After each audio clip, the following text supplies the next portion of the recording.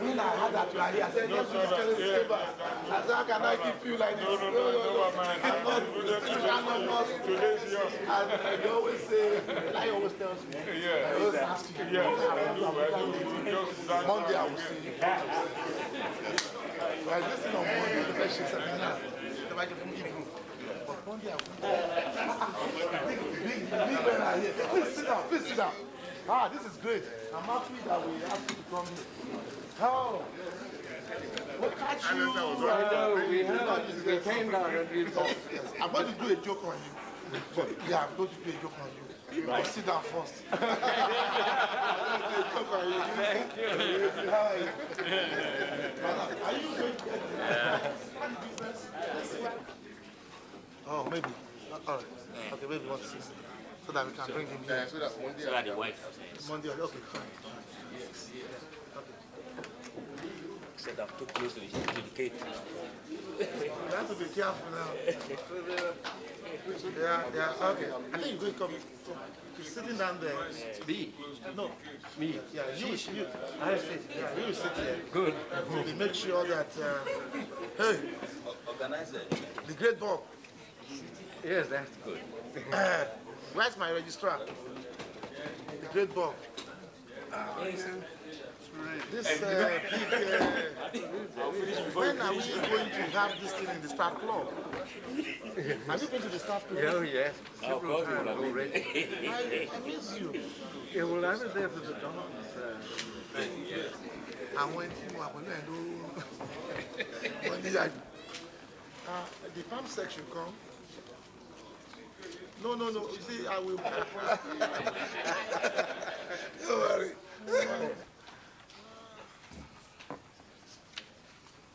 Well, distinguished ladies and gentlemen, all protocols observed. Let me first of all apologize for starting very, very late.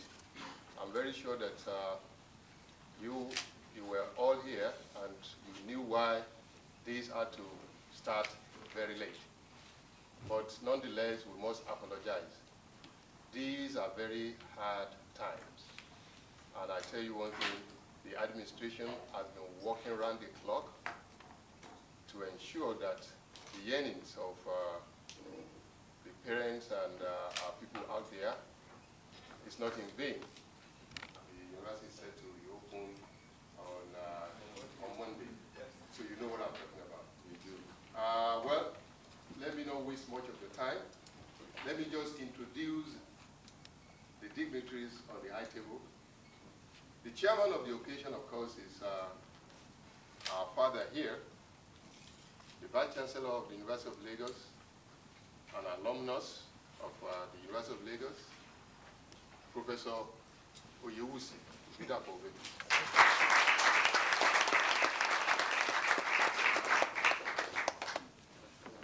Of course, the man that we are all honoring, the man of the moment, the man who came here in 1970 and found the Department of Psychology of the University of Lagos, who incidentally and coincidentally is 80 years old today. Today is his 80th.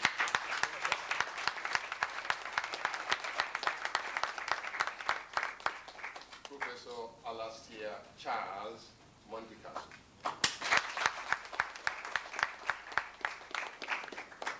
Of course, sitting next to him is his lovely wife, and to whom we owe much gratitude for helping us to keep him as trim and proper as he is.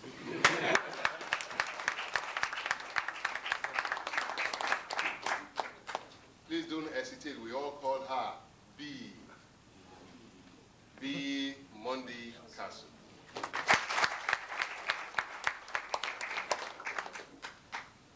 Well, one of the founding fathers, even though he doesn't really look like a father like that, you know, still young, he is also here to honor Mundy-Castle and to say hello to the old folks that he left behind here, Mr. Robert Philip Bundy.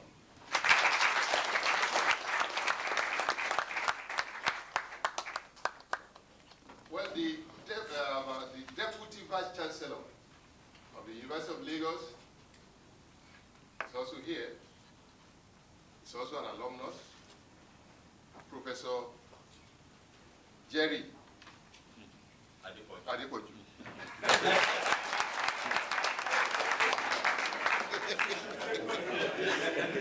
Can you imagine that? That's his psychological. Well, another principal officer of the university, that is the librarian, is also present, Dr. S. Olalo.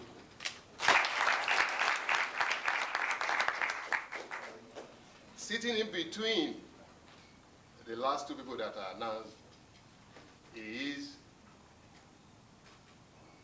a pioneer student of the University of Lagos Department of Psychology.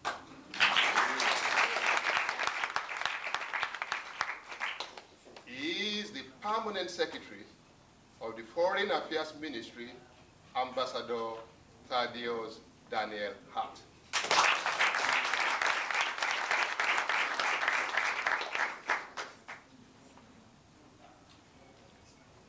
Another pioneer student, a man to whom the organizers of this occasion owe a lot of gratitude. This is not the right time to talk about that. Mr. Yinka Fisher.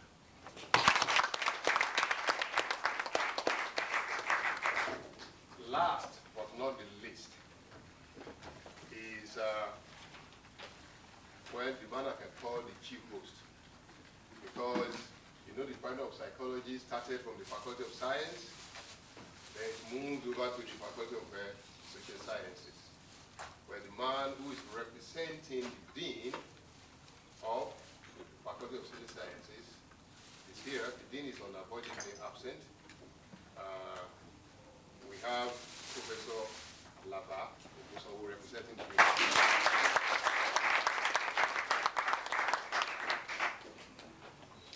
Well, having made all these introductions, may I just call on the chairman to just give us a brief welcome address. Over to the chairman, sir.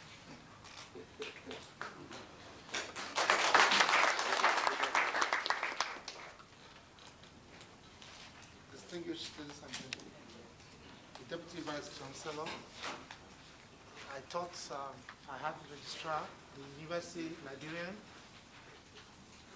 distinguished members of Senate here, especially I recognize on last Senate last Wednesday, and made some very fundamental matter, and I was listening. I was very quiet, and that seems to be a place for the most senior professor in the University of Lagos. It has more going to the Senate lexicography, and that is the most senior serving professor in the University of Lagos, Professor Ayinde Adalemo.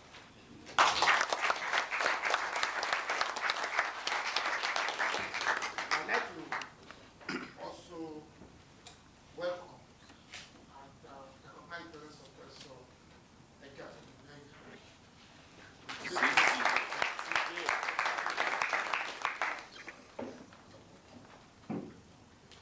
The distinguished guest lecturer, our friend, our brother, our father, the man who did not only start psychology in Lagos, but by so doing, and producing so many people you see, is established the discipline of psychology in Nigeria. I want to thank you that this was done in the University of Lagos, And that's one of our very firsts that we are very proud of. So when we say that this university is the nation's choice, the best university in Africa, we can now use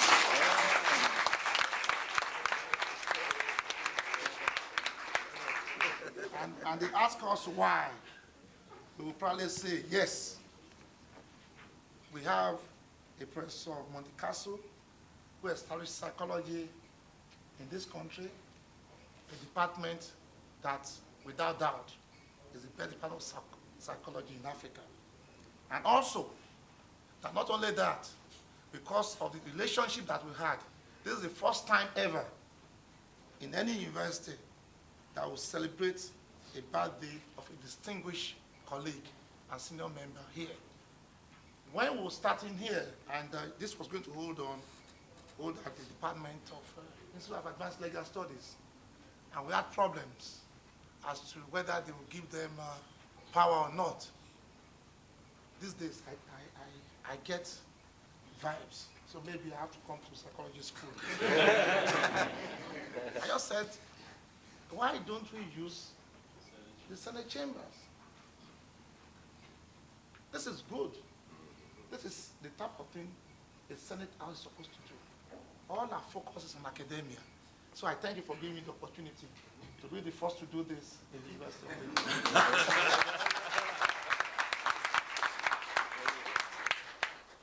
Of course, I recognize Bob Bundy, my very good friend, that I've not seen for a very long time, since 1989, when I came to Zimbabwe. Bob was our friend, and we drink a lot of beer together. The tradition of beer drinking, which you passed on to Tunde Makonju, Kayode Ogutuashe. Unfortunately, some of them don't drink beer. Some of them went the other way. But if there's beer there, they will drink. But that tradition of beer drinking still persists today. And as I indicated, after we've done the formal dinner, later today, wherever it is in Ikoyi, we'll still have to come and drink beer. Right? I'm going to ask the staff club to keep waiting for us so that we can drink very well.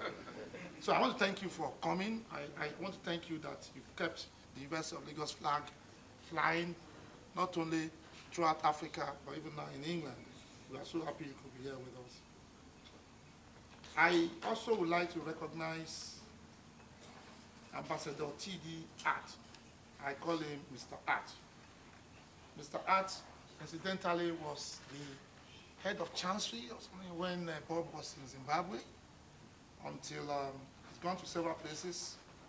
And of course, as the first guinea pig of Professor Mundy-Castle, it's left to you to determine whether Professor Mundy-Castle has really been a good professor or not. It's left to you.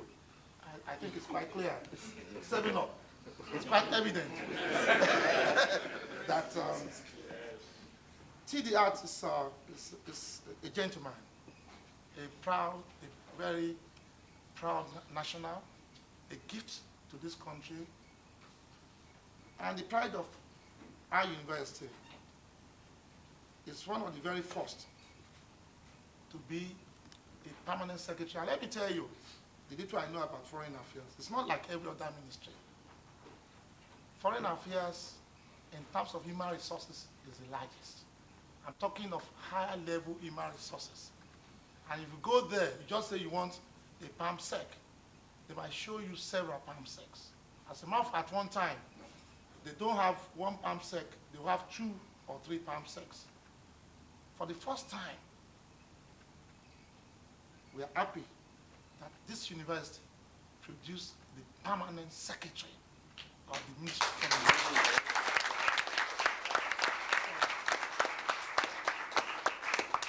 And these are the gentlemen that does all the external relations, all the good work we are getting in this university for us. When the federal government said they would like to give a radio license, and by the way, we have Radio Unilag 103.1 FM.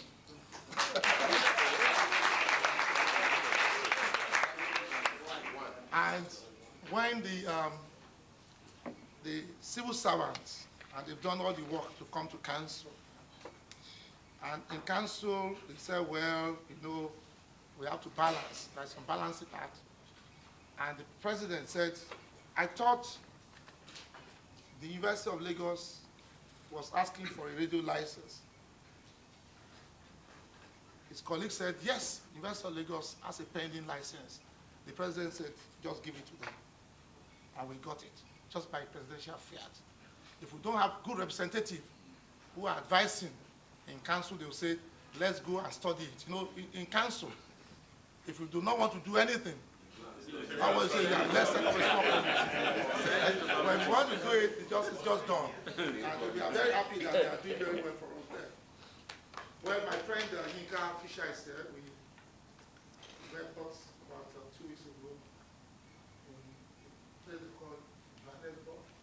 I was on my way to Mauritius. And I thought he was living in South Africa.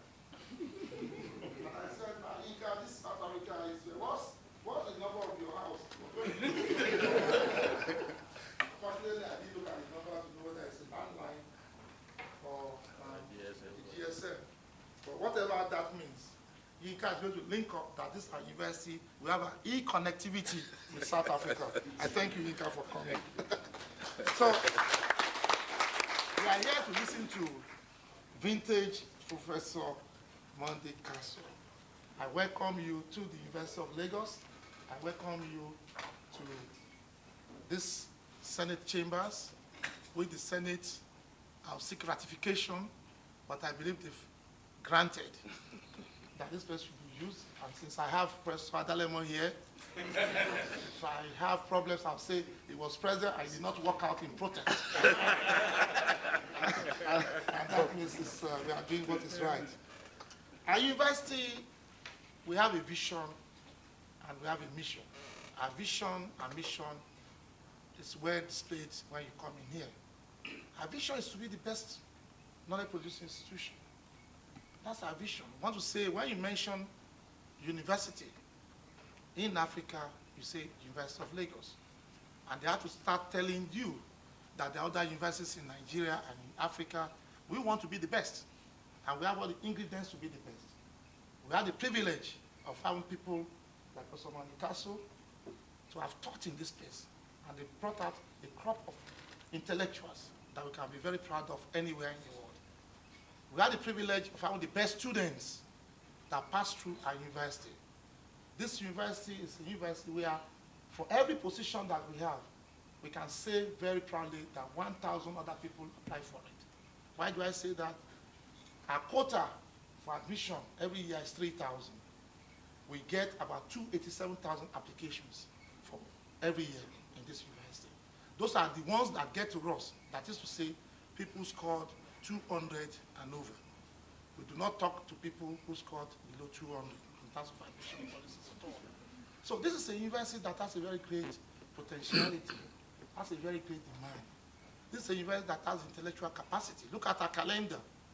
You will see that there's no well-known university, including the University of Toronto, also the University of that our people have not gone to. So we are a university which is founded in the very strict tradition of universities. We look forward to greater things to do.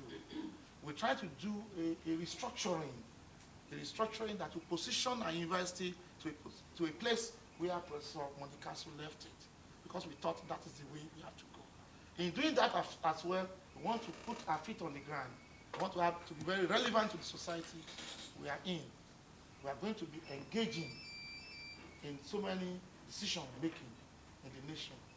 I've had the opportunity when the president came to see us here on one Saturday, and in other private meetings, that I want a situation whereby the president of the Federal Republic will make major policy decisions on the University of Lagos campus.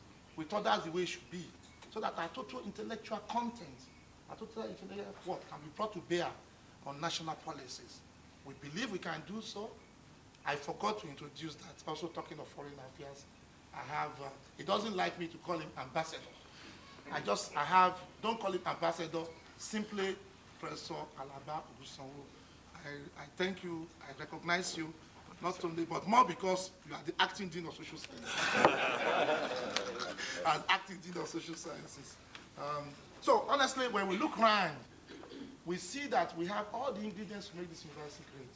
And one of the attributes of greatness is these things we are doing. We are having some difficulties in terms of resumption. And it's important that we take this opportunity to say we will resume. We are conscious of the feelings of our members in ASU, in SANU, in NASU. We are conscious of the need for the federal government to put more money into university education. As a matter of fact, we are very supportive of that. We are going to use all the things we have. Ambassador Arts, a lot of other people that we have in Abuja, people in Senate, people in the House of Representatives, National Assembly, Judiciary, to let government see the need to give us timely subvention. But we believe that we should not strangulate the nation in achieving that objective. We believe that it is in the university that we have to design another instrument by which people will know that we are not happy. We do not believe that the same old style of doing things, of going on total strike, or warning strike, is not on. We have to find another device. I don't know what it is, but this is Senate. We can totally say this is how we are going to ensure that this is done. This way, the society will not accuse us of having negative, that actually introduce negative growth rates into the national development. We are productive people, and we are looking at this university, of course, will be the forefront of such new thinking. We want to think, as I say all the time, we want to think global, we'll act local. That is to say, when we go out to the rostrum, we say what is necessary to be said. When we get to our bedroom with our wife, we ensure that we give our wife the housekeeping money. Thank you very much.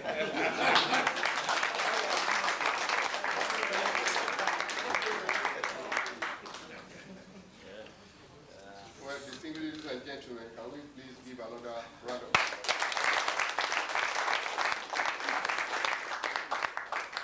You now know why I said brief remark.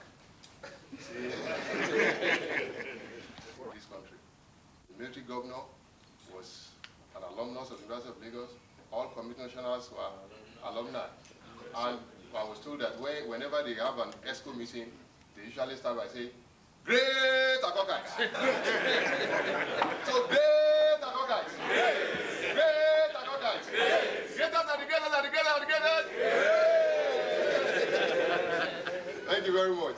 Well, I'd like to call on Mr. Bundy to talk briefly about in the beginning. You can sit down if you want.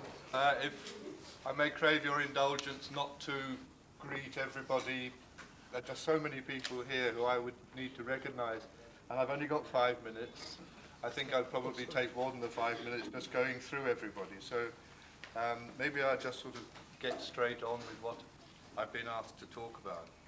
Basically, the organising committee has asked me just to spend a very brief time describing what the department was like when we first came.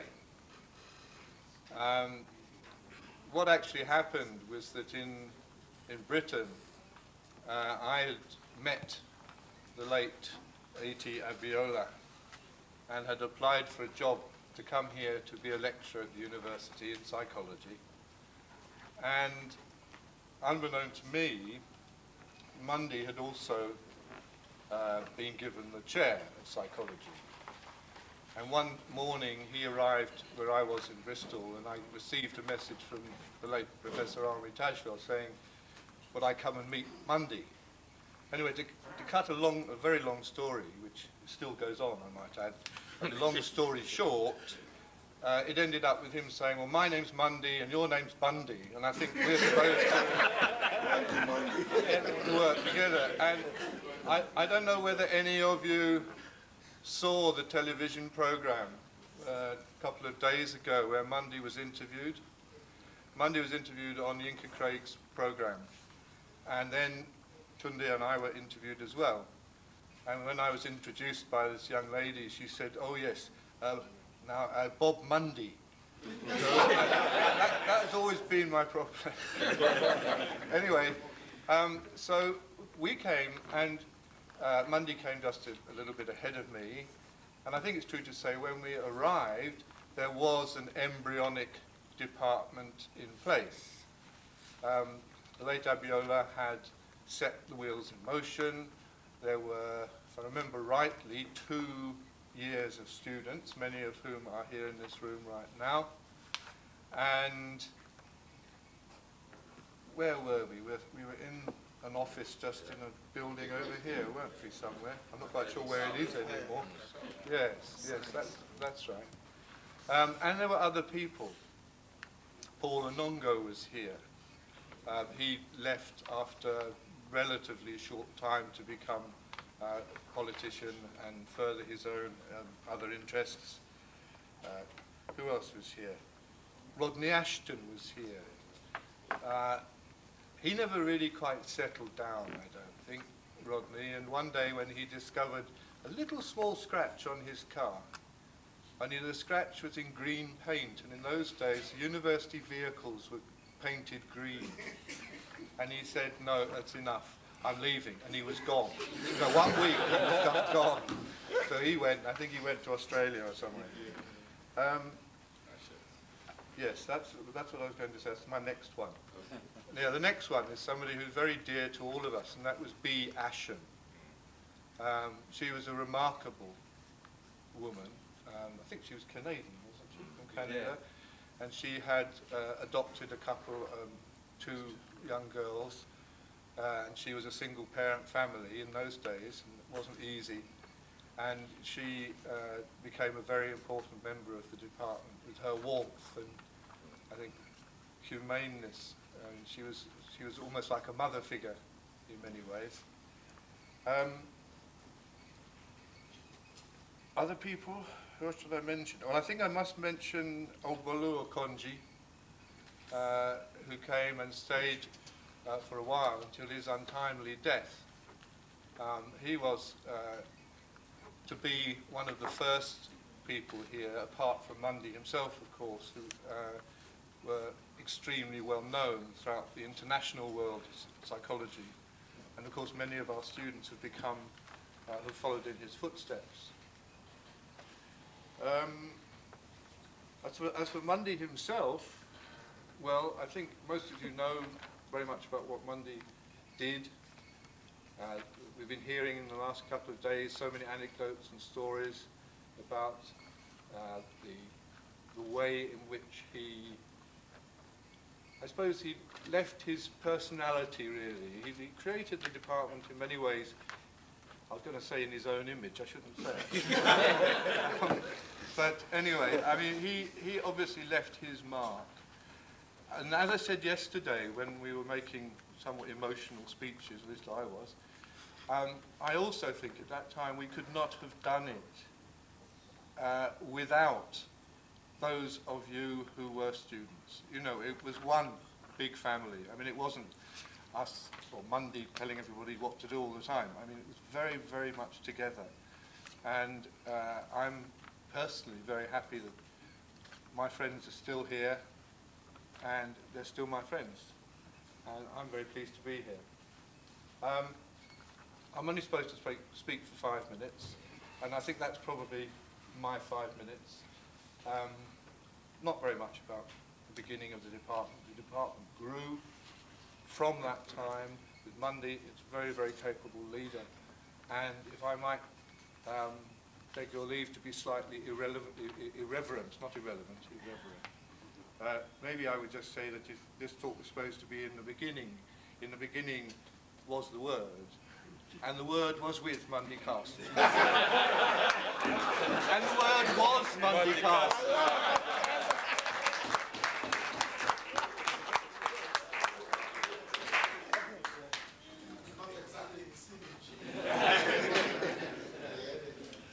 Well, we've heard about in the beginning. We are now in the present. And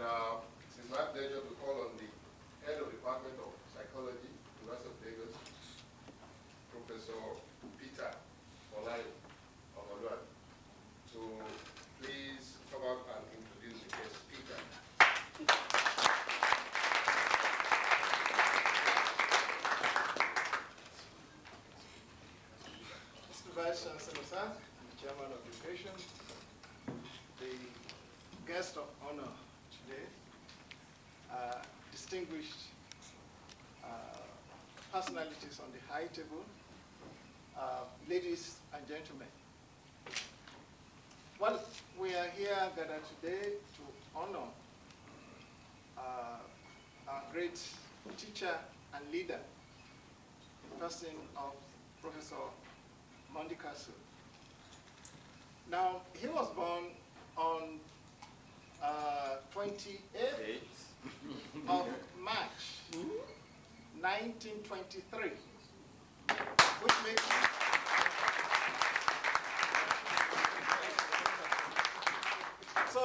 it exactly 80 years today.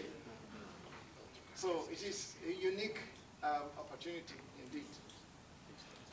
Thereafter, he had his high school education in Tonbridge School, and then shortly after that, there was the Second World War, and he served as an instructor, pilot instructor in the Royal Air Force. Then, after that, when he went to the University of Cambridge, where he studied psychology under, for those of you who are psychologists, Sir Frederick Bartlett. In fact, that is a very prominent name in psychology. And in fact, anytime he wants to make reference, he usually refers to that great individual, because those are part of the pioneers in the field of psychology. And he's very proud to have been, to have studied under Bartlett. Now, after completing the program, then of course he went further, then had a stint in terms of specialized training in electroencephalography in Bristol and Maudsley and National Universities, hospitals. Now, that area of specialization, electroencephalography, that is EEG, has been one area where he has done a lot of work, so much work in that area that he has become actually a pioneer in the area. For instance, it was when I was in the US that I discovered that he made a first in the area of GSR, galvanic skin response, otherwise popularly known these days as electrodermal activity. Now, he was the first person to establish the world over the various categories of electrodermal activity in terms of those who are labile, those who are stable, and that is, there are personality characteristics associated with it. In fact, there are so many references which they normally make to him.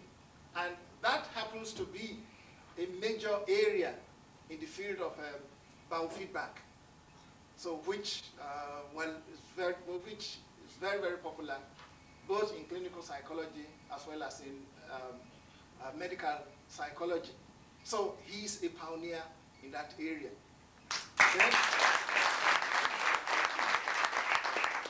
Then of course, being a specialist in electroencephalography, he then went over to South Africa. Then, of course, got an appointment in the Institute of Personnel Research as a consultant electroencephalographer. And there and then, carried out a number of researches. Then, along the way, that is, he now found his way back in Ghana. And there in Ghana, he was working in the National Institute of Medical Research, and again as a consultant electroencephalographer, and at the same time teaching biopsychology at the University of Ghana, Legon. So he actually was wearing two caps at that particular point in time. Then, while there, he again moved and spent some 3 years in the Center for Cognitive Studies at Harvard University. So, and there, I think he met Jerome Bruner, another distinguished psychologist. For those of you who are familiar with Jerome Bruner and what he stood for in the field of psychology. And I'm also proud to say that it was through his own instrumentality that Jerome Bruner also was brought to the University of Lagos as an external examiner.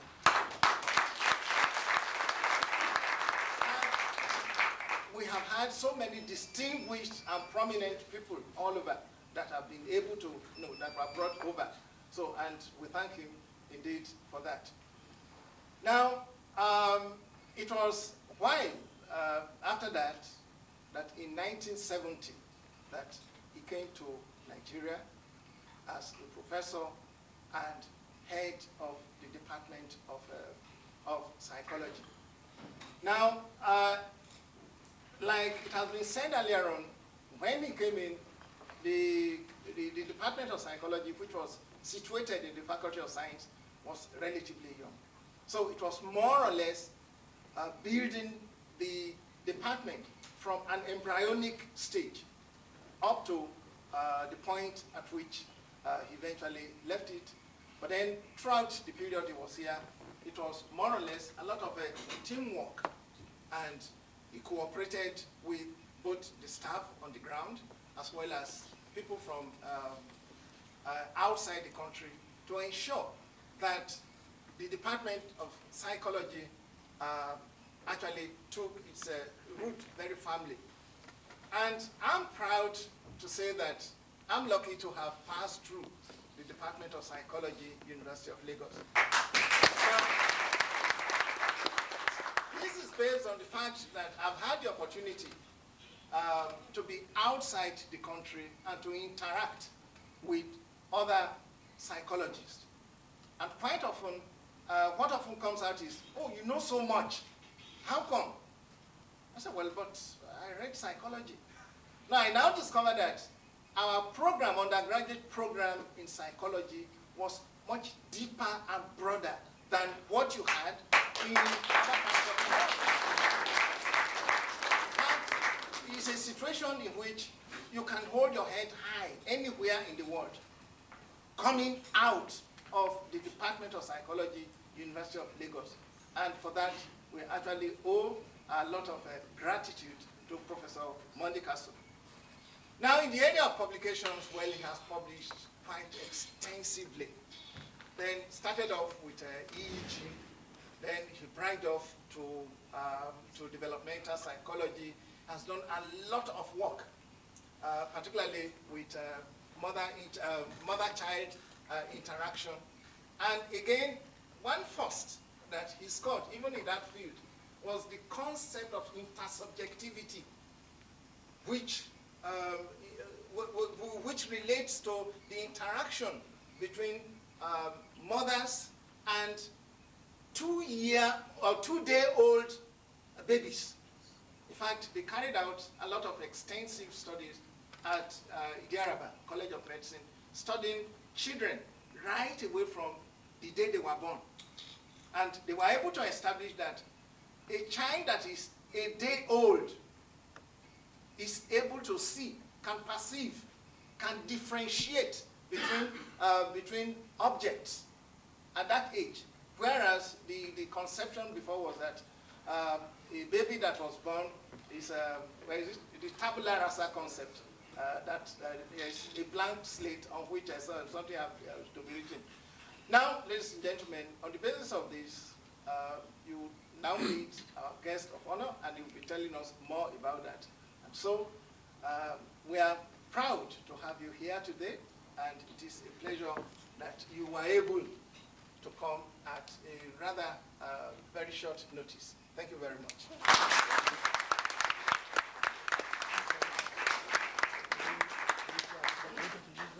Yeah, we will. We'll use this slide today.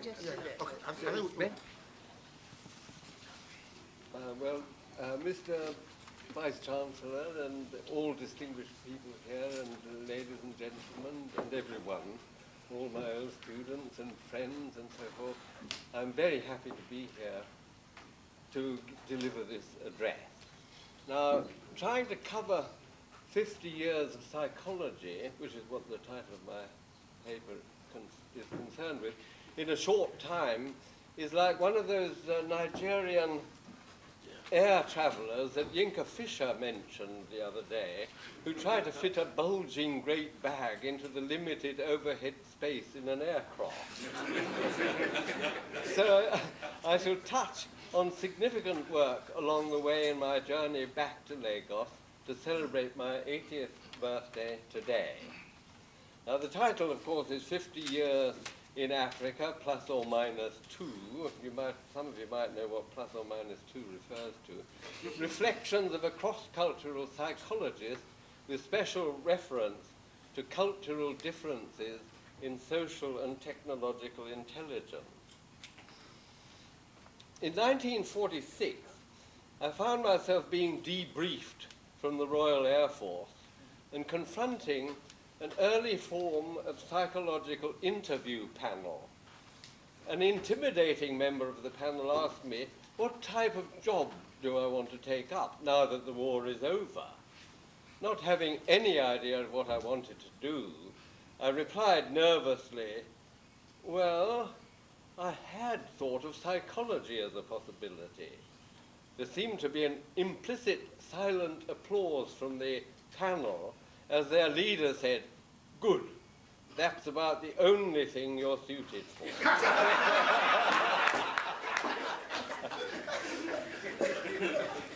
Here I might add that just before the Second World War, one of Freud's followers, you will probably all know the great Sigmund Freud, founder of psychoanalysis, one of Freud's followers by the name of Wilhelm Stekel had lived in our house in England for some months before he committed suicide. Let me reassure you, I was not the cause for that. He did, however, leave me a pair of crocodile skin shoes, which to me were rather natty. His presence and his relationship with my mother fanned my growing interest in the then relatively new science of psychoanalysis and the works of Adler, Jung, and Freud. It was very difficult to get into a university at that time. Everywhere was full. However, my former headmaster, who had frequently beaten me for schoolboy misdemeanors, now welcomed me as one of the school's war heroes and used his influence to get me into Magdalen College at Cambridge, quite a distinguished college, in fact. And it was there that I met the famous Frederick Bartlett, who's just been mentioned, of remembering fame. He wrote a famous book called Remembering, who exerted a great influence on my psychological thinking. This was particularly relevant in his distinction between what he called schematic versus programmatic behavior. The first of these words works on an ad hoc basis, that is, acting according to ongoing events and adapting one's activities where necessary. Is that all right? Yes. Yes. Acting on one's ad hoc basis, acting according to ongoing events. That means, I'll just wait until the discussion. Yes. Oh, No, I can't see. No, I don't need that. This is better, yes, because we won't show the slides yet. Okay. Well, we can't show the slides, but we'll have some overhead. Now, the distinction between schematic versus programmatic. The first one is ad hoc. You act according to what is happening at any given moment, really. And then you change what you're doing according to fit every likelihood that might happen with these changes. The second one operates according to plans. Bartlett felt that the danger in usage of plans lies in the plans still being followed even when the line of action of the plan is obviously failing, which happens so often when political motives are at work. We probably all know about that. At that time, 5 years was the usual figure for a political plan or program. Bartlett always emphasized the potential dangers for international development inherent in both politics and economics, especially with their relation to what I call the power games. In order to read psychology at Cambridge, I had to do the moral sciences tripod, which meant I had to read philosophy as well as psychology. I rapidly fell under the influence of Ludwig Wittgenstein, one of the greatest philosophers of all, and equally by his successor, John Wisdom, a good name for a philosopher. And he was a very interesting person. And I was therefore primed for the subsequent development of social constructionism and the so-called postmodern movement in which we are now living. Upon my graduation in 1948, 2 jobs were open to me. One was to remain at Cambridge under Bartlett. The other was to join a man called Simon Biesheuvel, director of the National Institute of Personnel Research, a subdivision of the Council for Scientific and Industrial Research in Johannesburg, South Africa. Since all my childhood dreams focused on Africa, the unknown continent, this was the one I chose. My position there involved the then new science of electroencephalography, as you have already heard. So I had to remain in England for a while to learn how to use an EEG machine. EEG is short for electroencephalography, and to find out about contemporary developments in the study of brain and behavior. Key figures in this process were Gray Walter at the Burden Neurological Institute in Bristol and Sir Dennis Hill at the Maudsley Hospital in London. An interesting and somewhat horrifying experience had to do with our viewing of a prefrontal lobotomy at the Burden Neurological Institute. A prefrontal lobotomy, I'll explain it to you in a moment. I recently related it to a former Burden colleague, Ray Cooper, who had in his possession the tool used for this operation. How do I turn this off? Yeah. Good. And now here is the tool which was used. Can you see it? Yeah, that's it. Yeah. Can you all see this tool?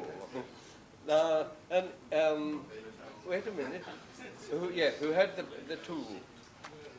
There were about 10 of us learning about EEGs and how to record and analyze them. 4 young women fainted as we watched the gruesome operation which entailed inserting this instrument, an old-fashioned letter opener engraved, I thought rather appropriately, with the Scottish quote, "Dinna forget." They had to insert this tool behind the eyelid and up into the frontal areas of the brain in order to isolate those cortical masses associated with conscience. They did this like this. I mean, it's a horrifying thing. At the time, it was believed that this operation helped to alleviate chronic and acute depression. Ray said, the man I was just talking to about, thought I was possibly the only person still alive who had witnessed this bizarre event. Today, of course, they use Prozac, or they prescribe Prozac. Well, back to Africa and the start of my 50 years there as a psychologist. I arrived in Johannesburg for the NIPR in 1949. Our EEG studies of certain clinical conditions, such as alcoholism, senile psychosis, I haven't quite got that yet, and manic depressive insanity, eventually led to laboratory research on the psychological effects of lysergic acid diethylamide 25, named in short LSD, which had only recently been discovered. We had obtained free samples from Sandoz in Switzerland. By the way, people keep asking if I'm retired. What I have to do here is to indicate that I worked in the Jewish old age home, studying doing research in an old age home. Now, they had two groups of people in that home, the old age home, the poor group and the rich group. The poor had to work for their privilege of staying in the old age home. The rich didn't have to work, they just sort of relaxed and enjoyed. And what was interesting about this was that we found that those who worked in this old age home had a higher frequency of the dominant rhythm of the brain, the alpha rhythm, a higher frequency, and also better staff ratings of the liveliness of that group compared with the rich group. In other words, the poor ones who were working on in the old age seemed to be surviving better and maintaining their brain in a better functioning state than those who didn't have to work. Now, this, of course, is one of the reasons which I'm never going to retire.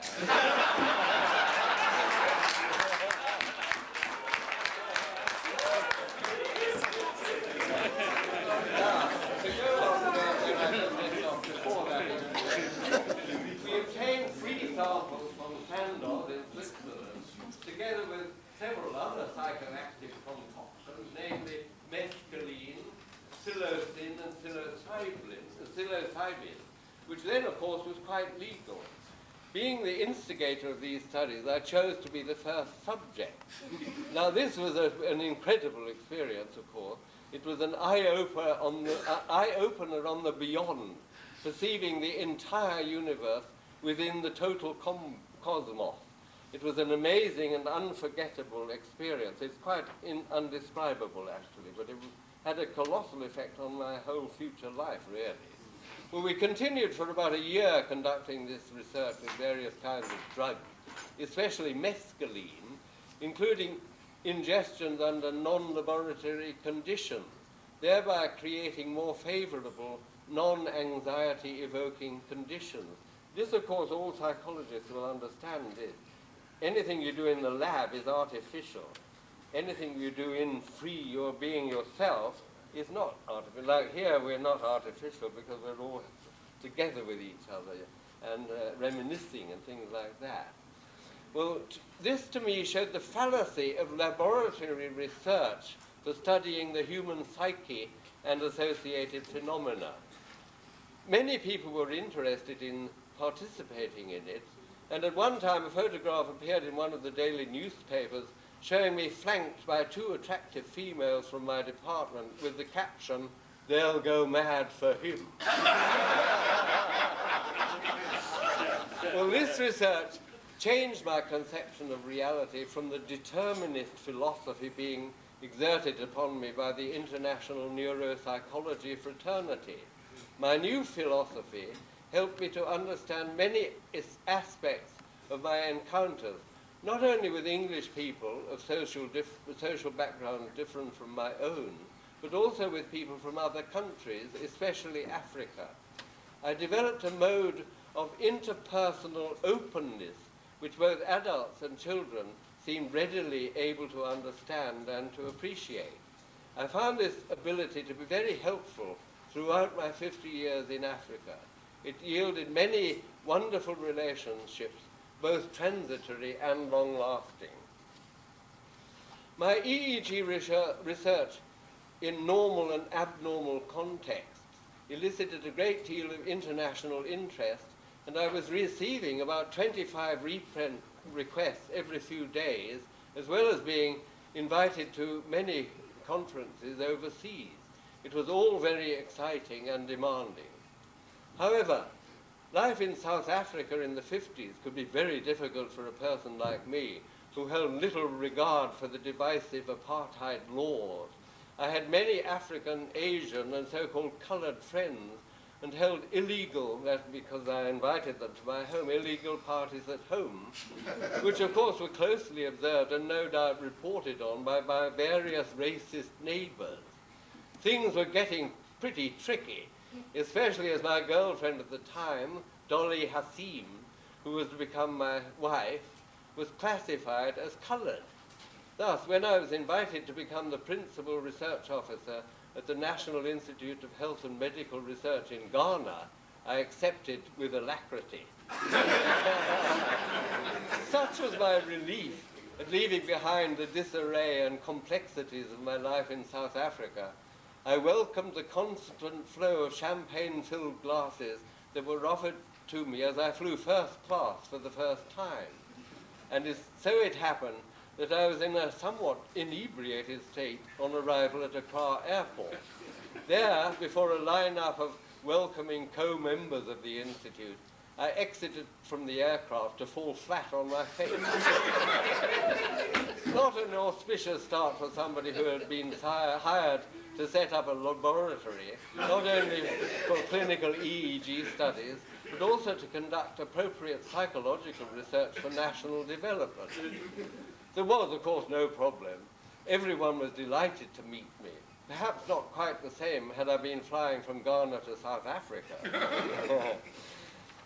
Now, here I would have been showing some slides, and I would be saying, as you can see from the slides, Ghana is a beautiful place, and it was not difficult to establish warm relationships with people there.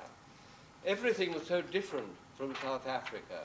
They seemed quite accustomed to making strangers feel at home.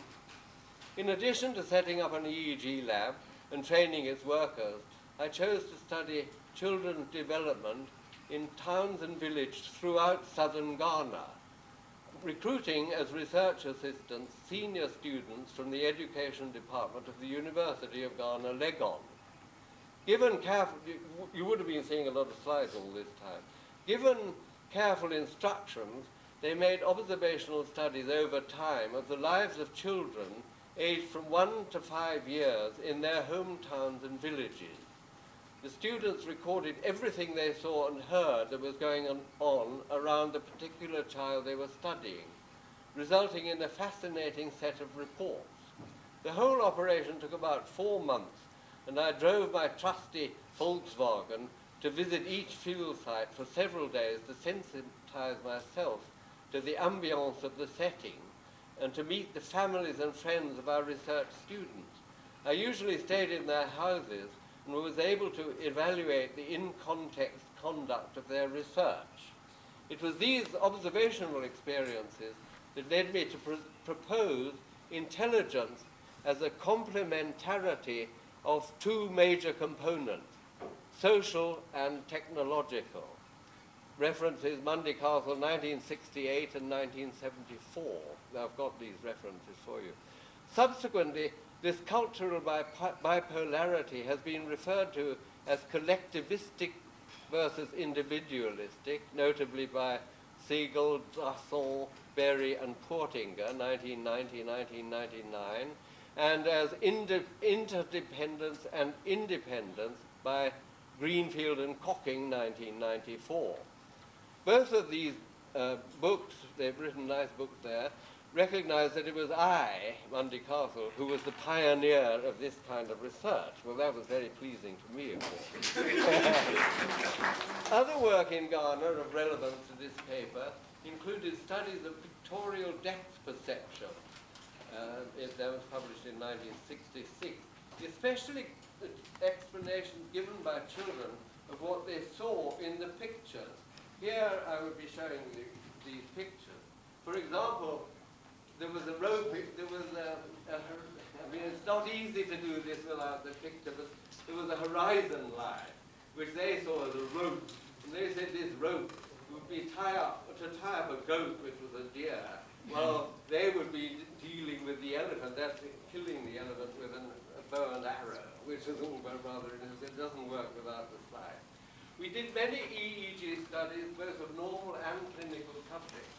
One point of some interest is how often people fell asleep as the records were going on. And I had a nice picture of somebody falling asleep whilst all the electrodes were attached to his head. Here is a man, I said, who had already fallen asleep just before we started recording, with my wife Dolly adjusting the electrodes on his head. The high hopes we had for the Institute during its early years were dashed by the coup that ousted Nkrumah in 1965. Thereafter, there was a rapid economic decline and the Institute was closed. With joblessness imminent, I was delighted, out of the blue, receive an invitation from Jerome Bruner to join the Center for Cognitive Studies at Harvard University. It seemed like manna from heaven, and I immediately accepted. Leaving Africa was a wrench, and there were many friends, some in tears, who saw me off as I flew away to Cambridge via Dakar, Tangier, and London.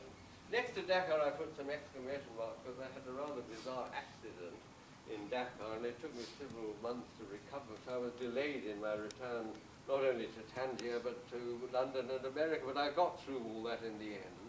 My research theme at the Center for Cognitive Studies in Harvard focused on the early development in infants of perception and anticipation.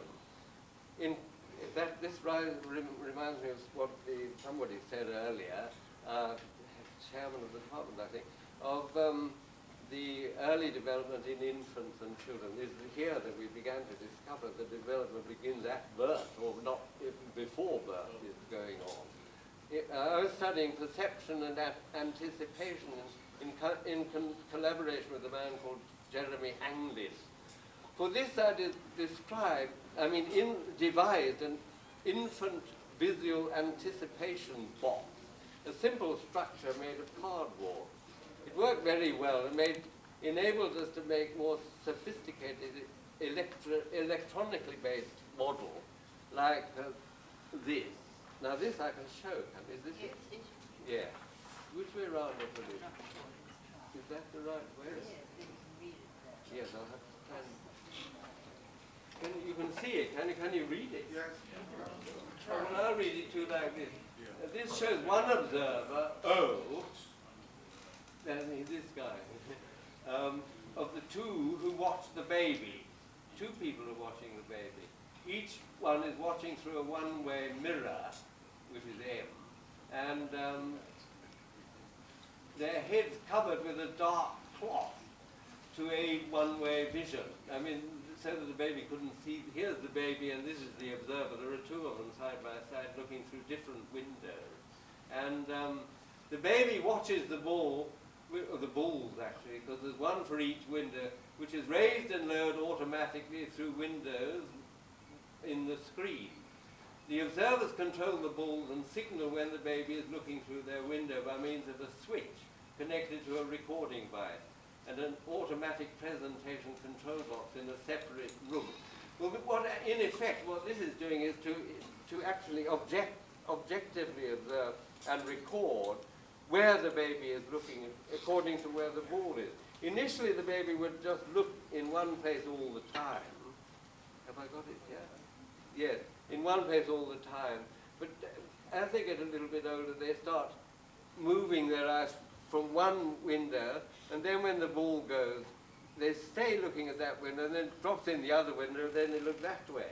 But later on, the third stage appears when they are looking in between the balls. The one drops in this way, they look there, and then it disappears, and then nothing happens for a few seconds. During that time, they're looking between both windows now, and then it comes down and they hit that one. It's a very interesting way in which development of perception in infancy always occurred. Attleborough, which is, again, we would be showing this, who was developing an interesting project on art as a medium for educating children. I found this work very stimulating, as I am an artist as well as a psychologist, and I was very sympathetic to his ideas. In 1969, I was invited to serve as professor and head of the new psychology department in the University of Lagos. Yay! But I declined then, owing to the Biafran War, which was still raging at the time. The following year, I was again invited to take that position up, and this time I accepted. I had, in fact, I have to say this, spent one night in Lagos in 1962, vowing I would never come to this city again. It was so chaotic. But I'm very, very happy that I changed my mind, and I spent the next 16 years there, living through many strange encounters of a different kind. Is it this now? Oh, these were the pictures of the babies, are they? I can put it up. Oh yes, well here, we can take that off. These, some of you may recognize, is that the right way round? Yes. Now in this, where are we here? Yeah. Yeah, this is it, isn't it? So now I go to here. We're studying looking strategies in infants. And, oh, it's all written down there, isn't it? Yes, well, these are sequential photographs of trajectory tracking and cross-looking in an American male aged 76 days and a Nigerian male aged 90 days. Photographs at approximately half-second intervals. In top pictures 4 and 6. I can't quite see what is 4 and 6. Oh, this is 4 and 6. Yeah, this is the white, the American, and this is the Nigerian. And the thing is that what we found was that there was photographs at approximately half-second intervals. In top pictures 4 and 6, the baby is looking at the ball in his right window. He's thus fixating on it, and he goes on looking at the right-hand window. But as time goes on in pictures 5 and 6, or 7 and 8, the baby's gaze followed, you can see here the baby, and here to his, as the ball goes up, the baby is watching it go up. And the same is happening in this one. And in fact, there was very little difference between the two as yet. Now, where are we now? Yes, both, this summarizes it. Both Nigerian and American babies showed the same development pattern of looking strategies and acquired them in the same order during the first 80 or so days of life. Of cross-cultural interest, however, was the finding that Cambridge babies aged about 5 months or over, I'm sorry we're missing him, he's not hearing this now. You're blocking the whole American baby to older people, both children and adults. The American and European babies, for we did similar research in collaboration with Colwyn Trevarthen in Scotland, were much more on their own, surrounded by visually enhancing toys and devices. Indeed, a major complementarity in babies' minds is that of socially interacting with other human beings on one hand and doing things, like playing with toys, on the other. Communicating is social, doing is technological, and the nature and extent to which each of these occurs differs among traditional third world cultures compared with modern first world cultures. Now this is very important, of course. It actually shows that the sort of separation from the reality of other people among the European and American babies is actually cutting them off from a great deal of social interaction, because they're just interacting all the time with mobiles and walls and toys and so forth, but not so much with people as in the first world or the third world culture. Whilst in Nigeria, I mean, that was a very interesting observation, we thought.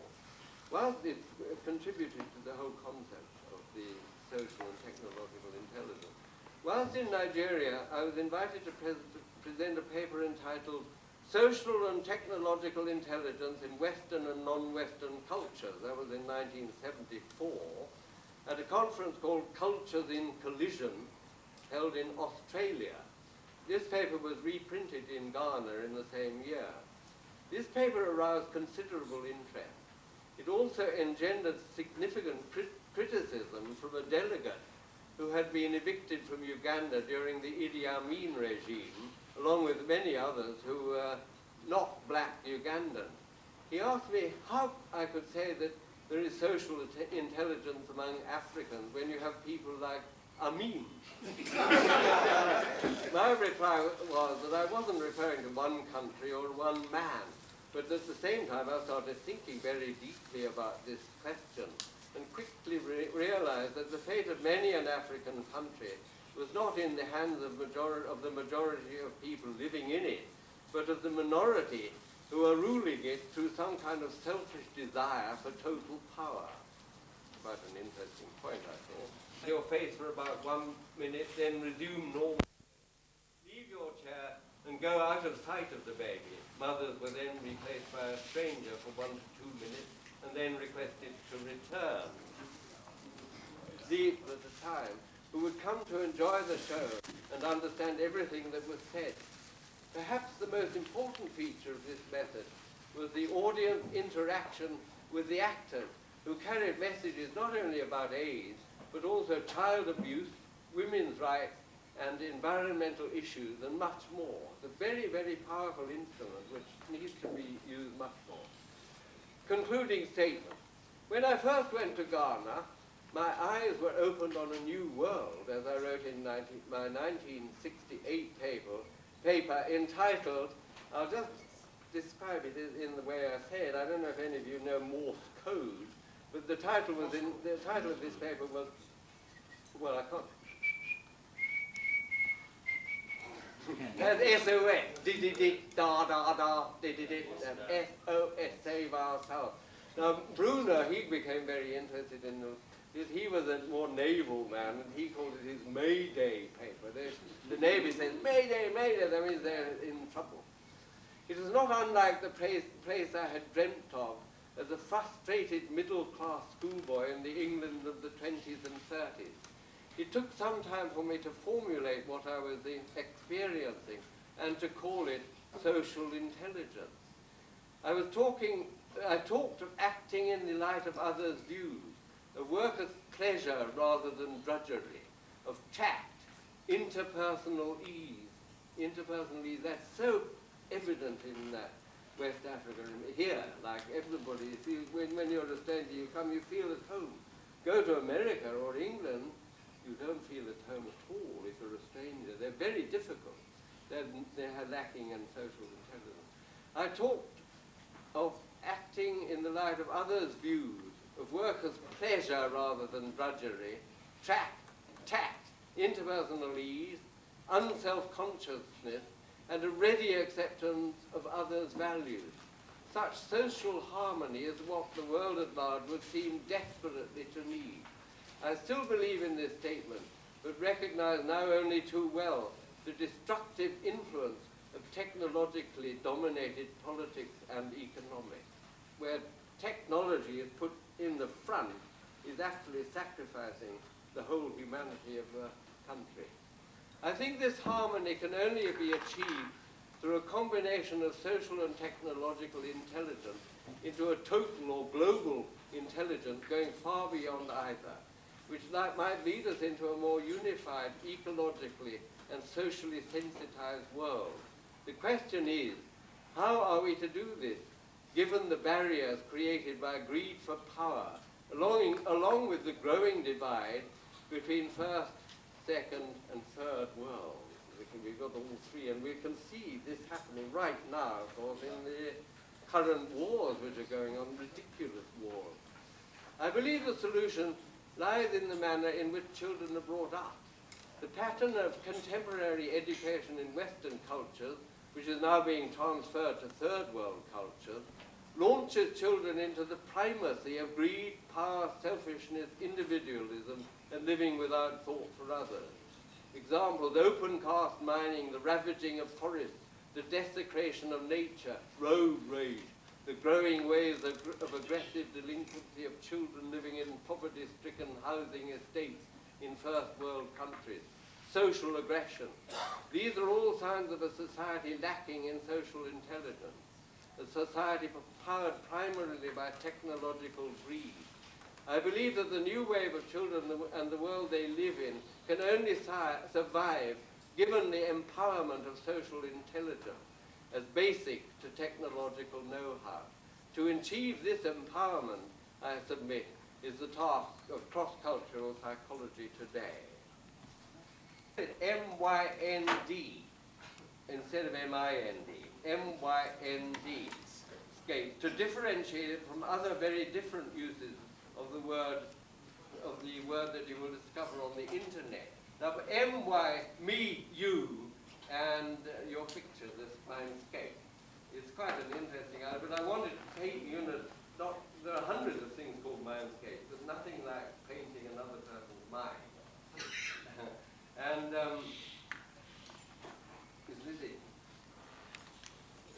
begin here with a quote. The whole of art is an appeal to a reality which is not without us, but in our mind. This statement by playwright and critic Desmond McCarthy links art with mind, as does a mindscape. What is a mindscape? It is a portrait of a person's mind. It was as an artist that I came to the idea of painting a mind, but it was probably influenced by the fact that I was a psychologist, and that came out as soon as I evolved a method for getting the information I needed from the person in order to paint that person's mind. I had to draw up a whole set of questions, and they were based as much upon my psychological experience as upon my artistic experience. In fact, more probably in the psychological experience, because I have, through psychology, I learned how to ask questions without being objectionable or intrusive, and I'd never use a questionnaire, by the way. Obviously, you have to start with knowledge of the person, which means a spoken autobiography. You get them to tell about their lives, focusing on things that to me seem particularly relevant or interesting. That is just common sense, really, but then good psychology is common sense.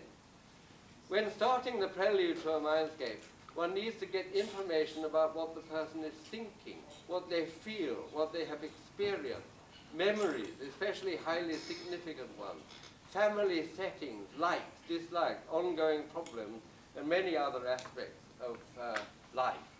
Landscape is that I'm not simply directing the nature of the art I paint. It is also by it being directed by what the person is saying to me or has said to me.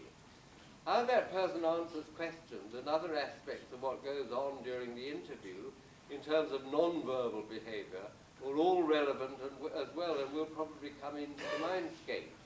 The other important thing for me as the artist is that I am in some way influenced in the sense that each mindscape raises thoughts and ideas that are new to me because they're not mine. This means that I now have to work out what I'm seeing because it's not me, not the kind of thing I normally paint at all. In all the mindscapes I've painted today, that's about 11 or 12. This has had a progressive effect from person to person because each person is, by the mindscape definition, an individual. It raises discussion about the nature of an individual. I obviously come into it because I'm asking questions and I'm painting a picture of that person's mind. But what I'm aiming to paint is the part that is not me. Hence, a mindscape is a jointly created picture. My friend Jerry Bruner, whom I've already mentioned, he's now world famous, whom I worked with at Harvard in the 60s, put it succinctly when he said, self is other too. I think that's commonly known among the West African people. For me, the most remarkable phenomenon of all about mindscape is translating the meanings of the spoken words into pictorial form. I always do a lot of sketching as I go along through the process. One point that Bruner made, which is of crucial importance for a kind of socio-linguistic philosophy, is that linguistics don't normally accept art as its subject matter, because linguistics is concerned with language as it is spoken, not with the more broader forms of communication, which would include things like advertising, writing, dancing, drumming, music, and also mindscaping. At the end, yes, psychologists are spending a lot of time talking about human capacities for reading each other's minds. And I was particularly interested in Bruner's comment. Here you are, taking the step forward of finding a medium other than language that can render your reading in a form accessible to the person whose mind you have read. He mentioned Calvin Tompkins, who had written a biography on Marcel Duchamp, who was a great painter, some of you may know about him, which hailed him as a painter more interested in an interpretive rather than merely retinal art. Bruner sees mindscapes interested in an interpretive than merely retinal art.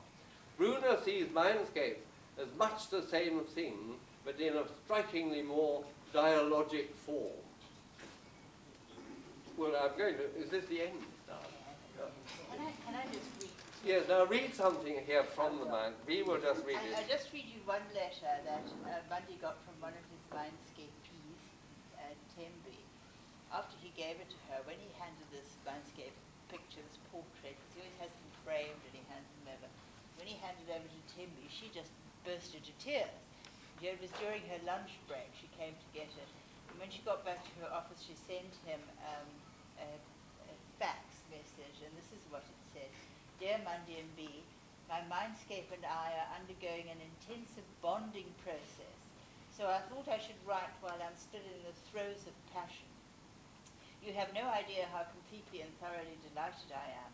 My ego has more than doubled in size and volume, and I can barely concentrate on anything else. It's so much like being in love, only better, no anxiety or fear of AIDS. Thank you for inspiring so much confidence and courage in me. I'm deeply, deeply moved. Suddenly I'm a much bigger person in my life and even in the world. For a minute I wondered, what if I'd never met you? I'd never have known, never have imagined that someone would have depicted me as having so much promise and beauty, and not based on my genes or my upbringing or schooling, but based solely and entirely on me. Me, me, me, how empowered I feel. And when I become all that I dream, you will know that you were there at the formation of the dream that became reality. You have greatly honored me. Thank you, thank you, thank you. Love, honor, and respect from Tim. That was just getting her manuscript. Well, just to conclude, thank you very much for all coming here. I mean, it's so wonderful, actually, for both of us. It has been a great privilege and pleasure to celebrate my 80th birthday with so many wonderful friends. My special thanks to Tunde, Coyote, and Peter from the Department of Psychology at Unilag, the Dean, who has given us a great welcome, the Vice-Chancellor, who has given us the use of his wonderful lodge, and of course, to the one and only Yinka Fisher, who made it all possible. And of course, thank you to Bob with his Addy. Thank you all. I look forward to another visit in some years. I put 10 years.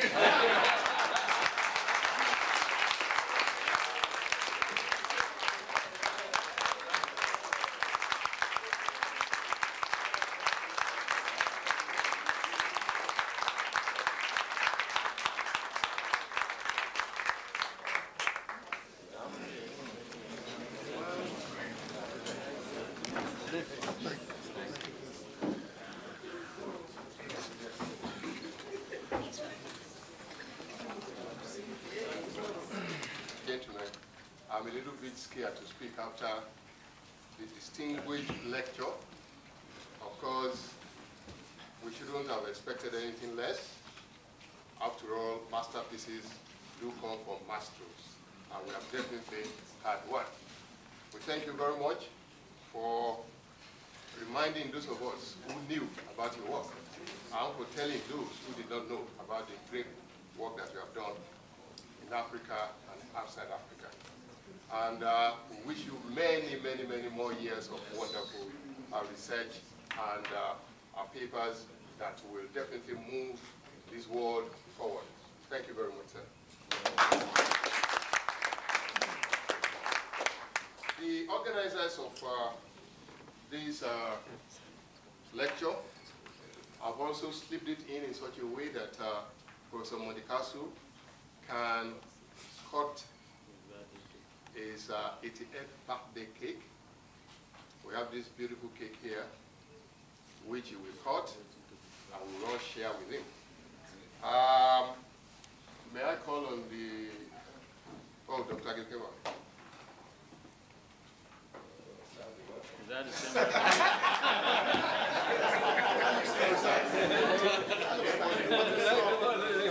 Be careful now.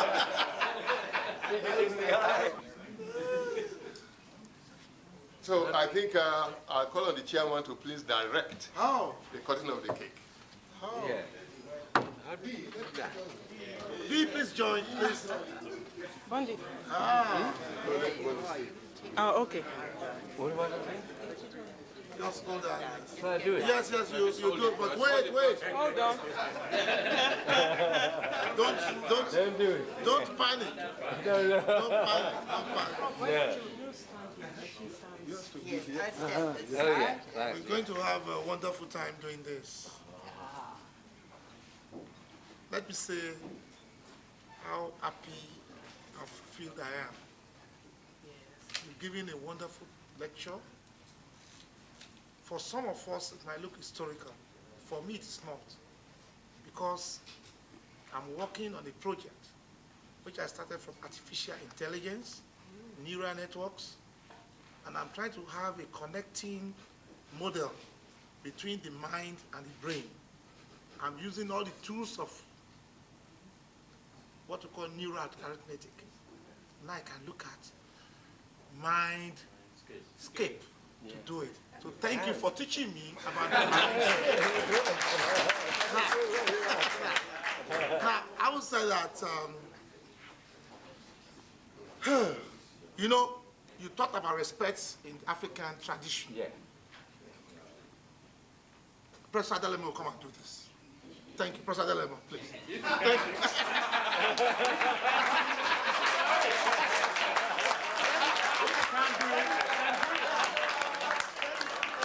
If you cannot do it, I cannot do it. For the same reason you cannot do it, I cannot do it. So it is your office. Thank you very much. Now, by virtue of the past vested in me as Vice Chancellor, I will now direct Professor Mundy-Castle and B to both hold this knife jointly. Which one goes under? Well, Like that. We'll do it together. that means they stay together. Yeah. No one gets on the car. They started again. So we will spell UNILAG. And I start with a U, an N, an I, an L, an A, and a G for go.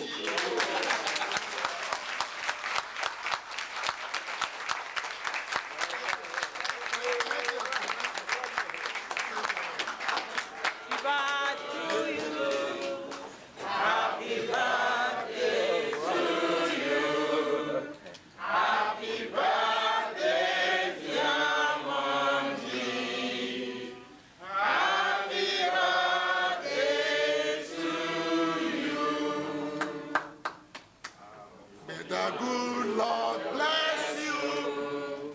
May the good Lord bless you. May the good Lord bless you, Mundy. May the good Lord bless you. We wish you many happy returns of the day. Long life and prosperity. And good health. Hip, hip, hip, hip. Hooray! Hip, hip, hip. Hooray! Hip, hip, hip, hip. Hooray! Great Akokite! Hooray! Greatest of the greatest of the greatest of the greatest of the greatest of the greatest.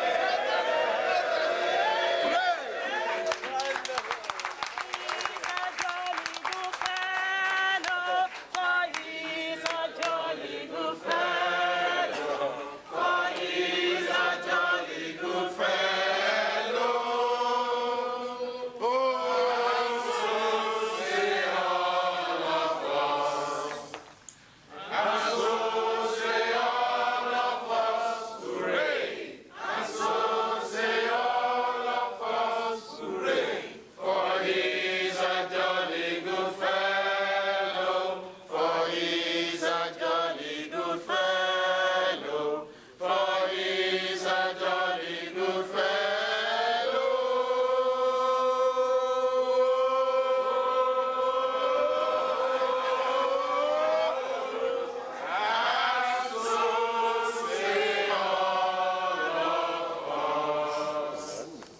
Well, you know, they are thinking of the rice. Usually when they sing so lustily, they're compensated with rice and inyo. But we'll take the cake, then we'll take the champagne later. Thank you very much.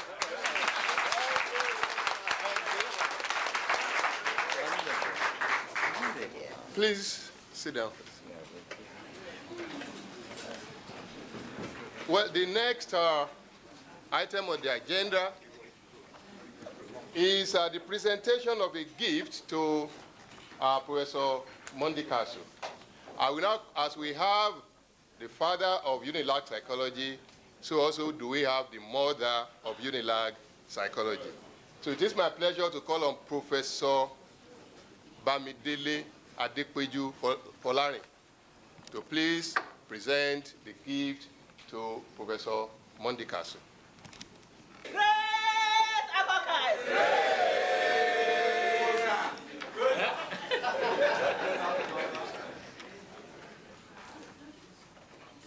Well, I'm happy that Professor Mundy-Castle has been able to visit us after many years of absence from the University of Lagos.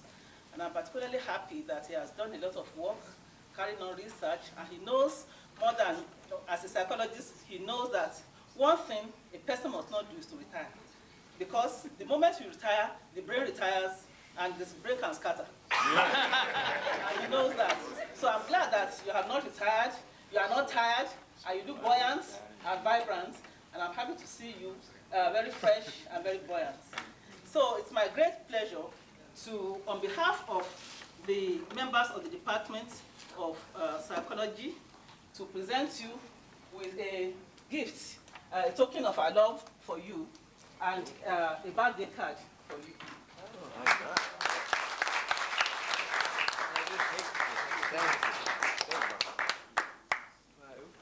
Yeah, sure. Go ahead. Yes.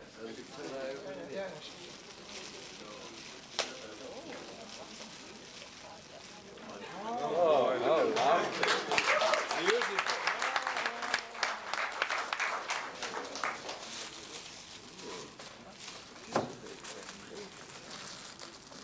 Sorry, anxiety.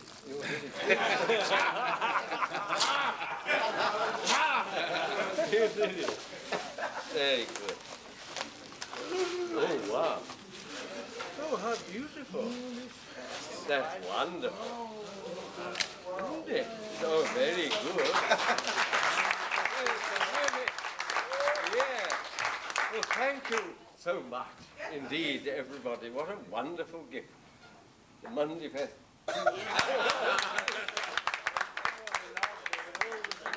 And so forth. Well, very, very many thanks indeed. It's been so enjoyable every time. Isn't it? This is great. It's lovely. Let's stick it up in our You know, bed. they have such Dig into the cake. dignified animals. I didn't know.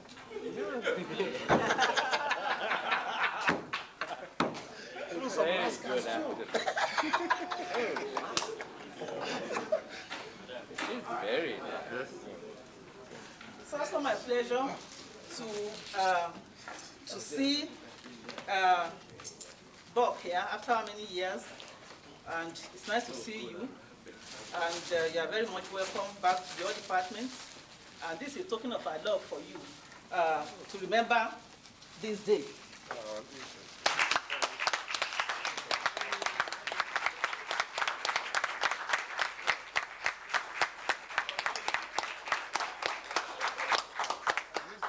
Really completely unexpected because I mean this is Monday's day, but I'll think of this. My birthday's coming soon. Thank you very, very much indeed. Yeah. They want to see what it is.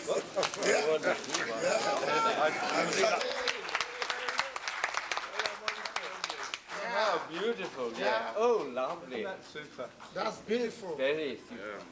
I should wear it around my neck. This is a Monday with a Bundy. That's a Monday Bundy. Monday Bundy. Yes. For the cake.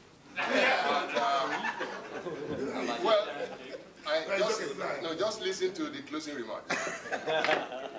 Well, it is my pleasure to call on the Secretary of the Organizing Committee of Mundyfest 2003, Dr. Ibinabo Agebukema. So please come and give closing remarks and the vote of thanks. We are going to eat the cake and some other small chores downstairs, just one floor down. And later this evening, for the rice and the inyo panedian, that will be at a very nice restaurant in Victoria Island. Good. I'm sure you are all invited if you have your invitation cards.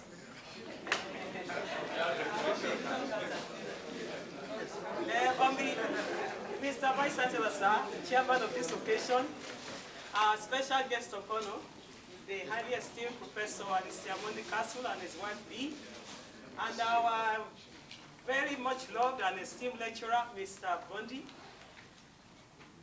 on behalf and distinguished professors, distinguished members of the high table, ladies and gentlemen, and others, all protocols observed. Right?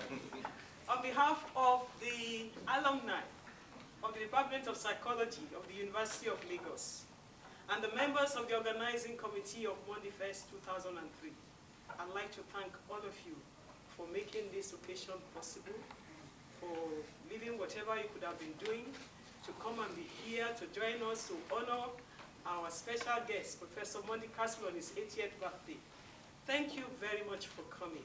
May God bless you as you return. As I said, we have a small reception for you downstairs. Thank you.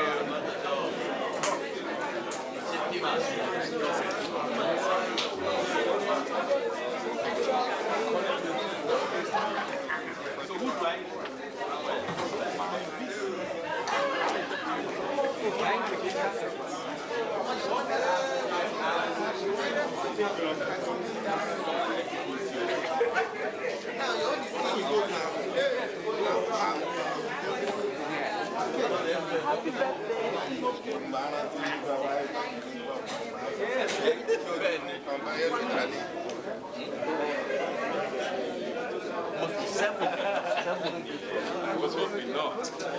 Yeah, let's go back.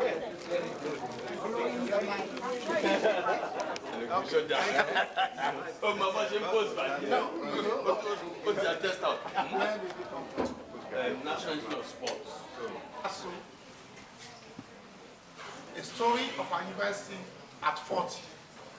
Last year, the University of Lagos was 40 years old. Professor Mundy-Castle, this is your own park. Oh, thank you very much. Thank you. Then what is this? Open it. I like you to see. I'll open it. Yeah, yeah. Open it. This is Oh, how lovely. This is a small folder. Well, it's very nice. Yeah. This is the special anniversary lecture by Justice Kayode Esho. He's talking about education and developing the economy. This is what special lecture. Yeah. These are some special publications on our 40th anniversary of the University of Lagos. And we say here, University of Lagos, a culture of research. That's continue your work. Very good. We have not forgotten. Very good indeed. So this for you. Thank you very much. Thank you very much. Wonderful. Sorry. Yeah. So this and this, all this can go. This, I think that's a zipper. Yeah, they look That's a zipper.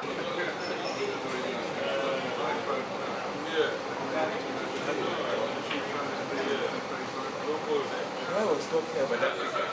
I said Africa is a country that has the president of the United States. Africa is a country. It is a country. Somebody said I was What's the other guy? The guy before, the guy before I go as vice president.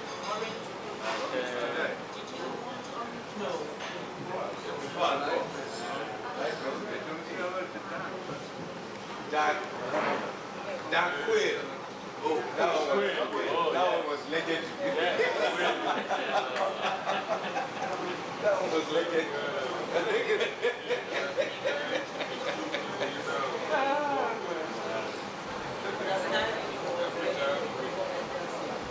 Just see the Dark Quail.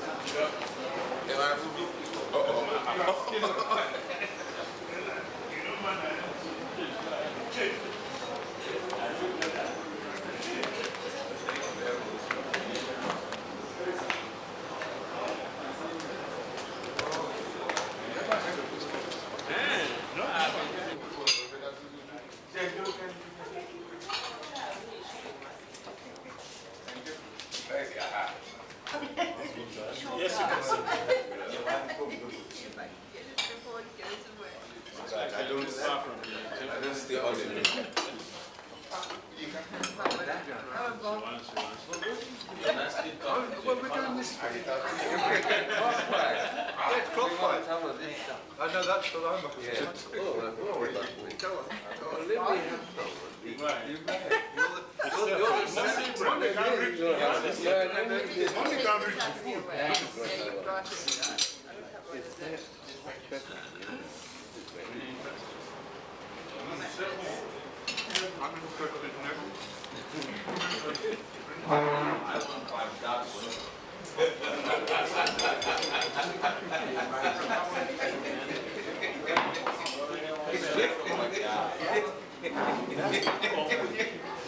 They will come with a missile.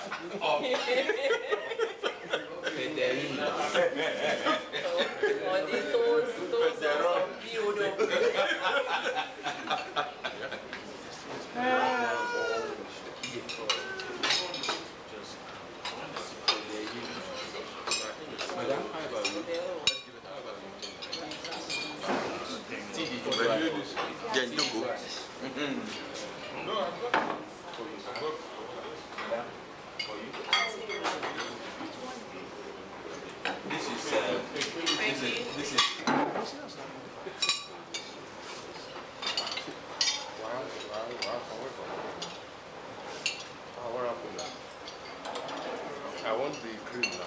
I don't want no cooking. That's brilliant. Let him Baghdad. Baghdad. The same thing with me too.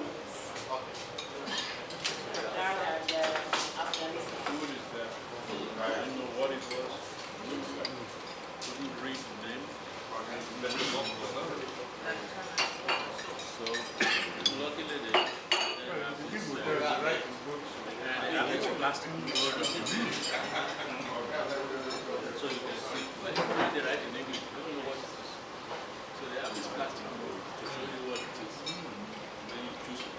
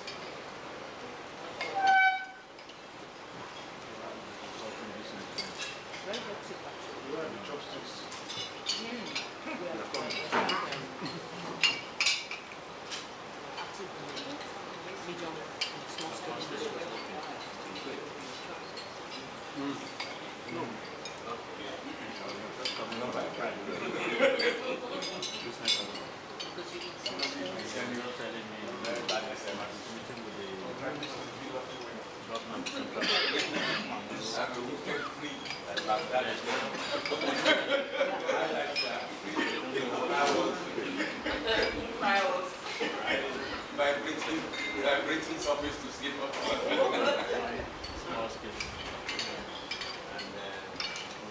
And instead for the fund.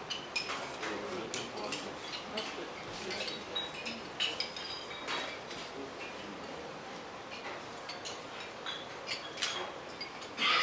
That place will be as hot as hell now. Ah.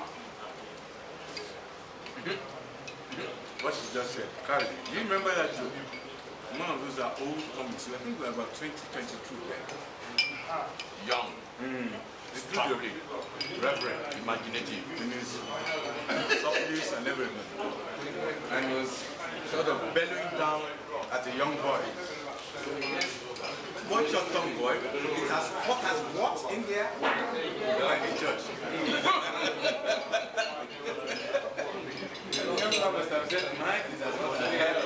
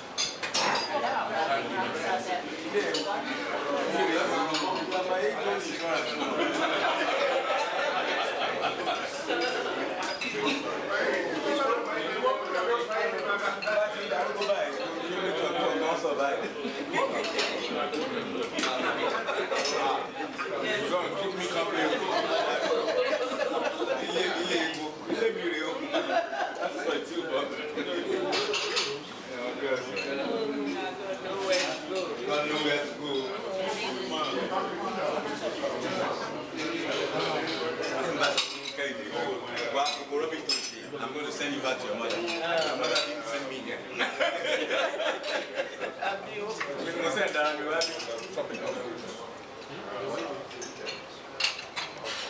Okay, Prince.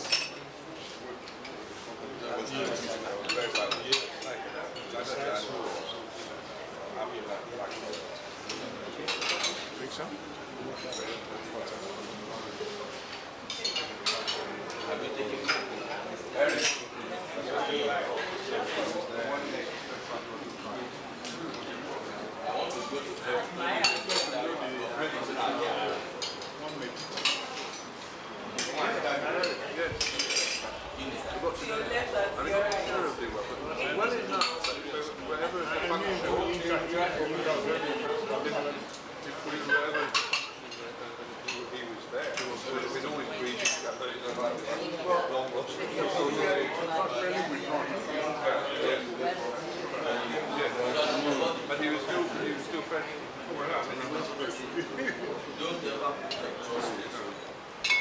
Why is he sitting on the back of the wall? Because of security.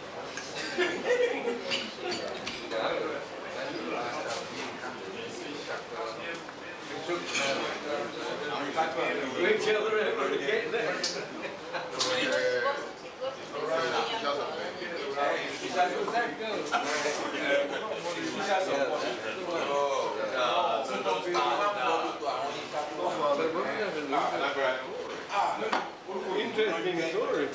Very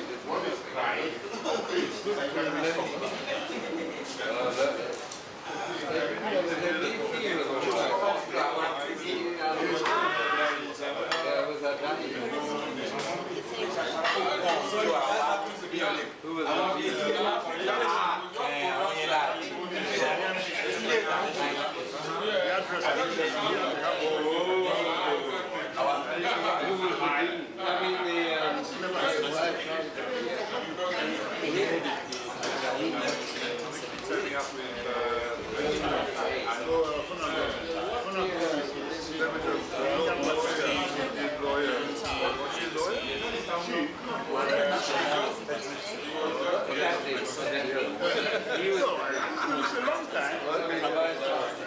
he was very good. Yeah. Well, his wife was good having her hair done.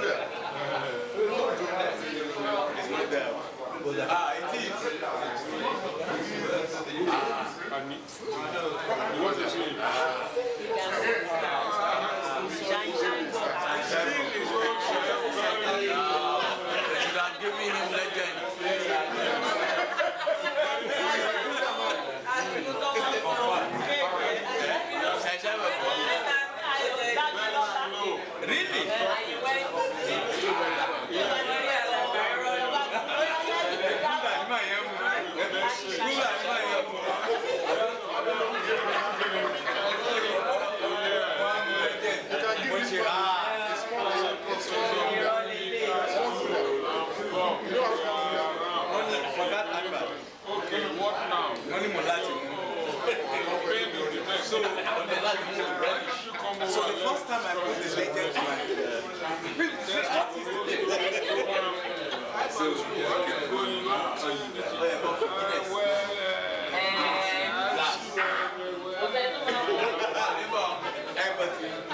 MBL was there.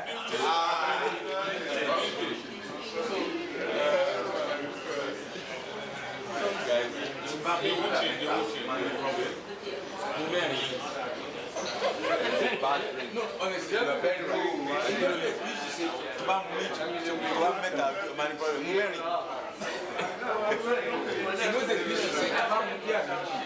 Your eyes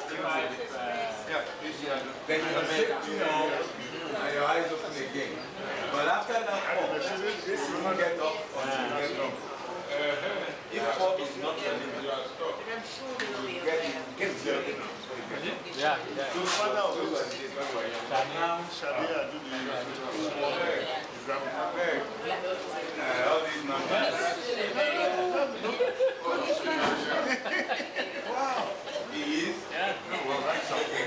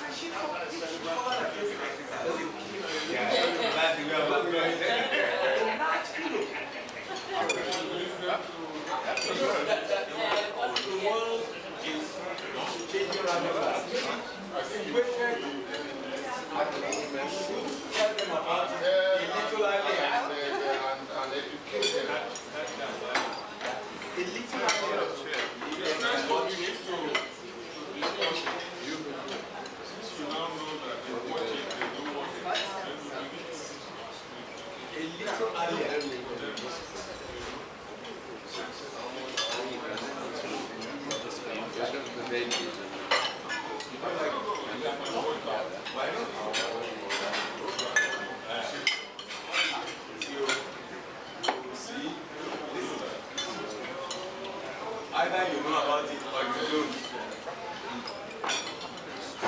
They have watched it. But for many of us, it's an embarrassment to see.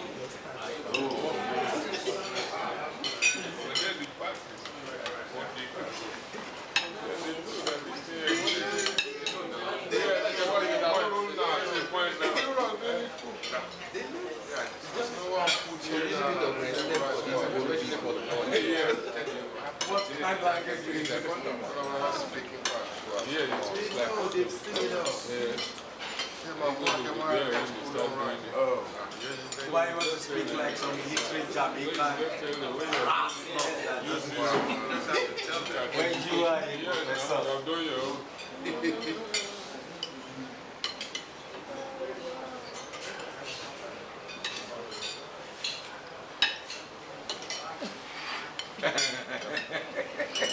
He wants to laugh about something. He wants to laugh about something.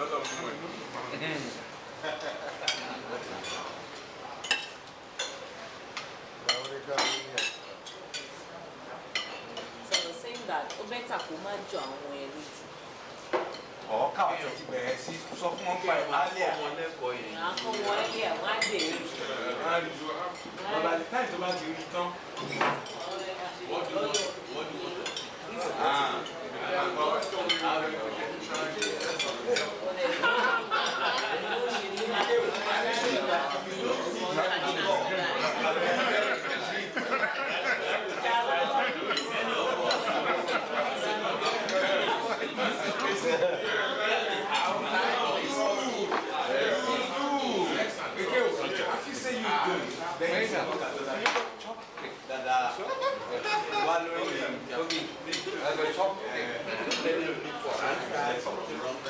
So you do, the thing is, ordinarily, we shouldn't allow the embarrassment it gives us to stop. Yeah. When my daughter was 11, she more any Port-Harcourt or something. Remember something she started, you know what to do, okay. By the time I got there, my first question was, when did you tell her about this? 2 years ago. I said, bravo. What you talk? Carry on.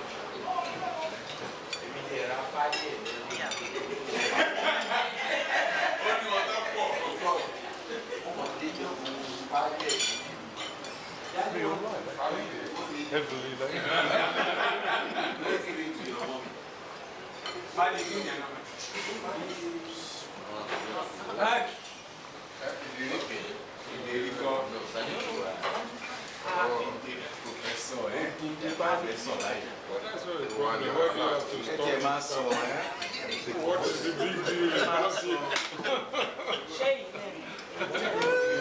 Professor.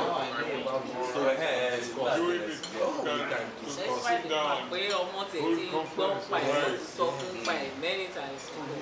When he didn't actually give, almost one give. You remember? Business. No, it's not even we are all going to talk about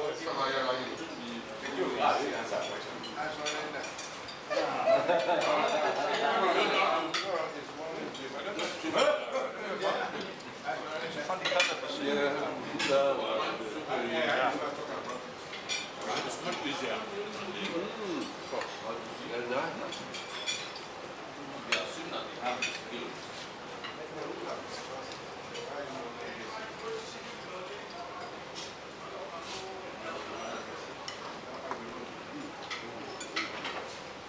Actually, I suppose we need to shuffle the thing.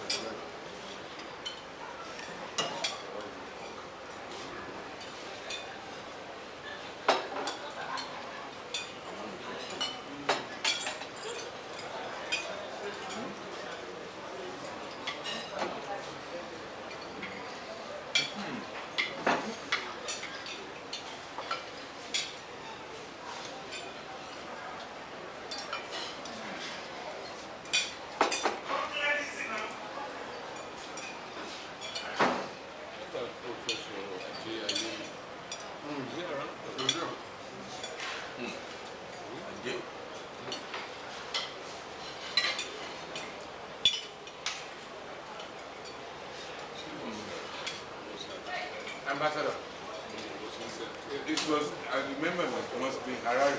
It was in Harare, surely. I remember it. But it was in Harare now. But was it in connection with the football match or something? It was going with the football match. We played the Zimbabwe national team, yeah? Yeah. I was there. World. You came to the church to see me. Yes, that's right. Oh, yeah. Yeah. But last year you were there. You carried the Gary. Thank you. Gary, no. Gary had left. Because the time I'm talking about, I came as special assistant to the Nakure. see. How many times did you take it? Several times. Okay. But this one was 91. Yes. I was And there. that time, everyone, Yes, everyone was there. that's right. That's right. The time you were talking about was 82, 83. Yes.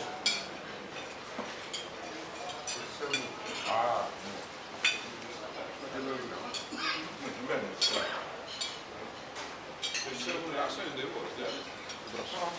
Last time they. That's in the. That's really like two. Well,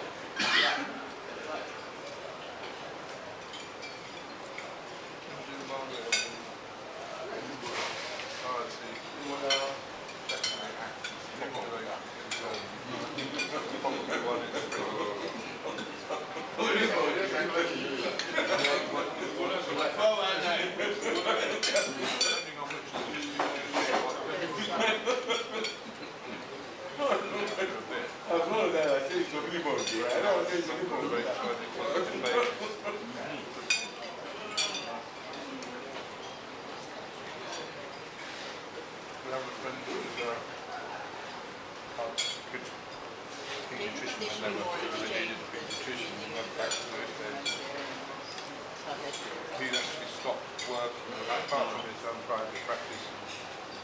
He worked in the local hospital, Marari Hospital, for the Pogo Hospital, hospital for the masses. And he said he just couldn't take it because the pediatrician's work is usually that's what is left of They are very similar to that. You can hardly hear that conversation. Yeah. But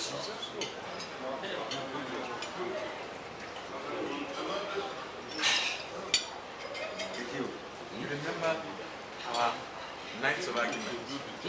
But Alan Watts, Arthur C. Clarke. Oh, yeah.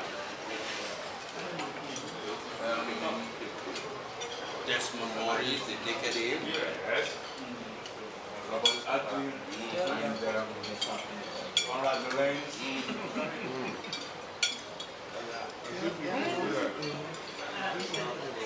Guys, a funny development. This job you are doing. Playboy. Raised a high-powered team. So typical in his home in Colombo, Sri Lanka. Including one young man that had taken a brilliant doctorate degree in geodesic sports where, satellite and dealing with the first person to suggest this thing. So, Playboy thought it would be a good idea to pay such a brilliant young man to be on the ground. He was pleased because in Colombo, it was supposed to be one of those fantastic stationary sites where you could hang on satellite and he got there. He was preparing how to meet a great old man and black people for the at that time, it was 53.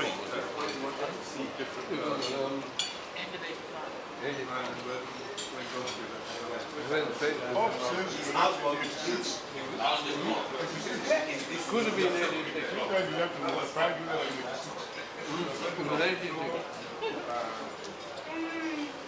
yeah, I went straight to Zimbabwe.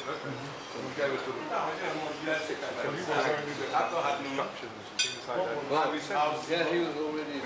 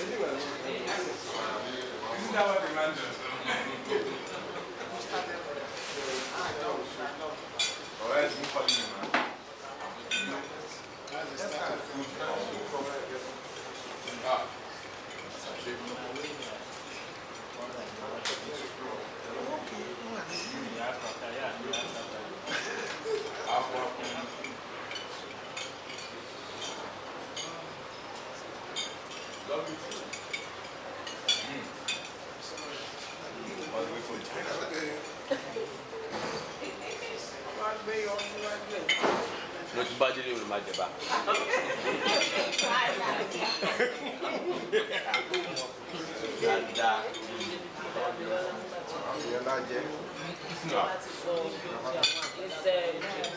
Usual saying is that just enjoy my food because it digests so quickly. And by the time you get it, Chinese bread. yeah, by the time you go on my time, you get to one of those. You don't know. I think it's lost somewhere in Canada, America. Somewhere. There was this other young gentleman.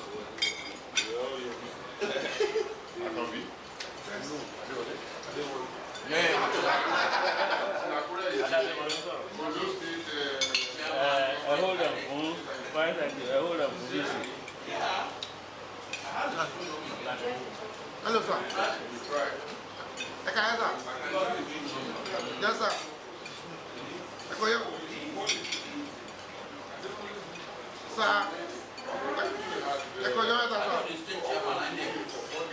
I'm okay, sir. I'm okay. Very well, sir.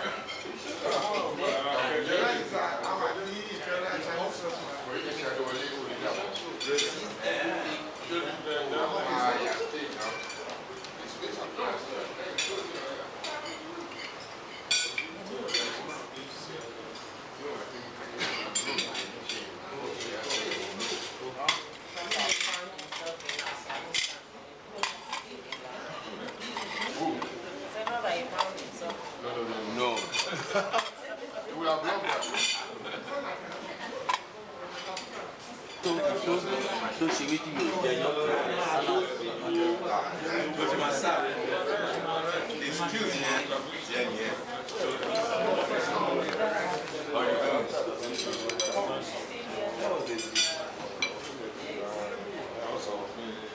Sometimes Mr. Police, some of our associates they call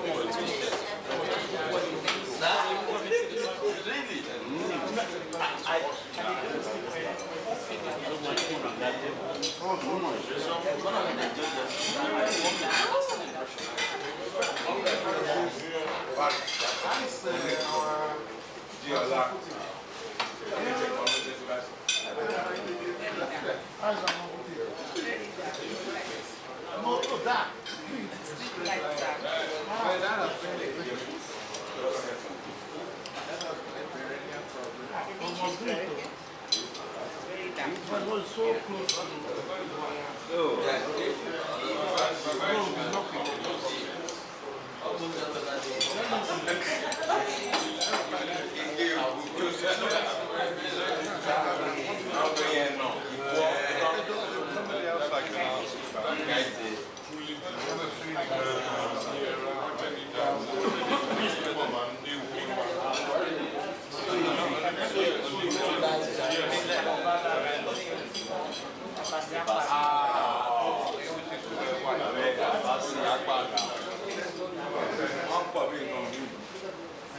It's like going to the door and asking for a pillow.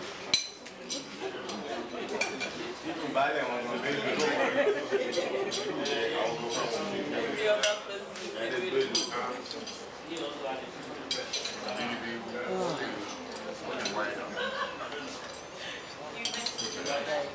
There's one that it's any man somehow. But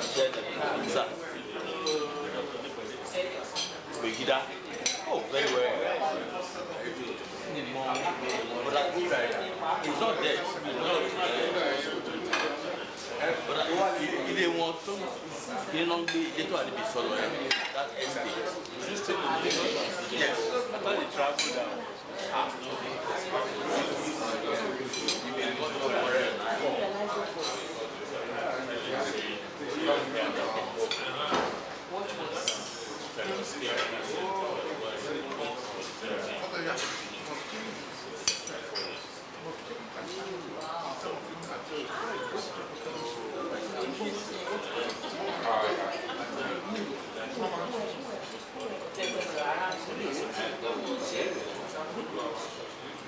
Good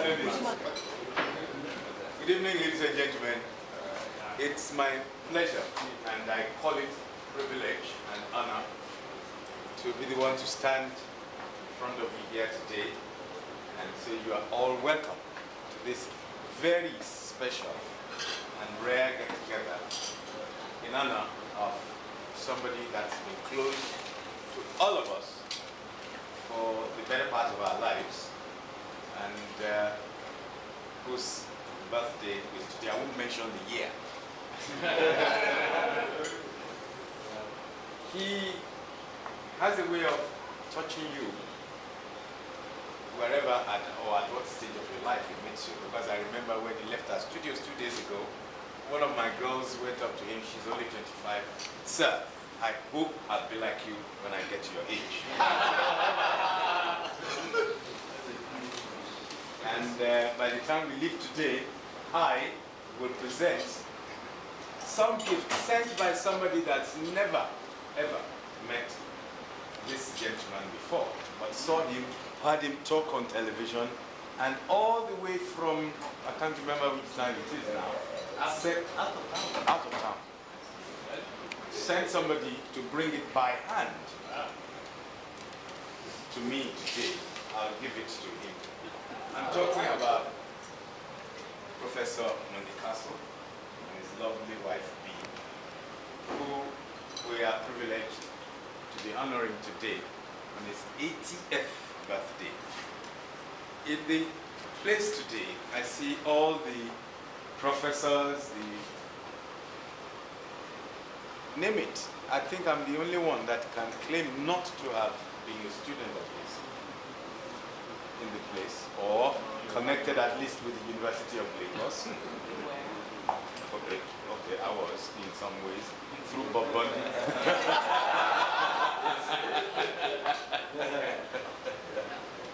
I remember that it was my friendship and close association with Kayode Oguntuashi that brought all of this about. It's through him that I met practically everybody else on this table. And when I met Professor Mundy-Castle and later on Bob Bundy, I remember Bob Bundy being much of a younger man who used to go out and drink the night away in Lagos. He had this baby citron that was always getting stuck in mud. Yes.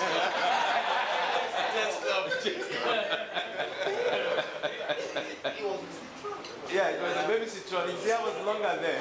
And some of the places we went to, they were wondering, okay, that woman that came with you, I said, I beg your pardon.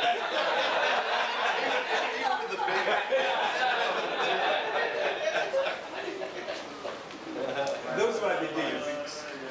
I believe to set the ball rolling, and the reason why I've been saying some of these things is to give somebody that I have decided will be our chief host today, the current Vice Chancellor of the University of Lagos, Professor Vidapo. Please, can we give him a small round? He will start the ball rolling by addressing us in a few minutes. I will warn about after dinner speeches. Some people get called to speak, and they go on and on and on, and they go on and on and on, and the people begin to leave, and fortunately we don't have a band here. There was a story like that of a man that was called to speak, and he went on, and he went on, and he talked. After the first 1 hour, the people on the high table began to go away. By the end of the second hour, the band packed up and left. By the third hour, there are only 3 people left in the hall. 1 lady, 1 gentleman, and the guy speaks. So the lady left her seat and went over to the gentleman and whispered, "I wonder why you are still here. That is my father talking. What are you still waiting here for?" And the man shrugged and said, "I have to wait and give the vote of thanks."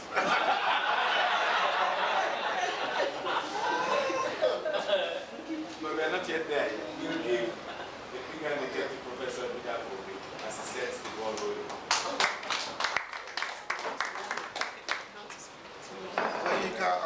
Thank you you very much.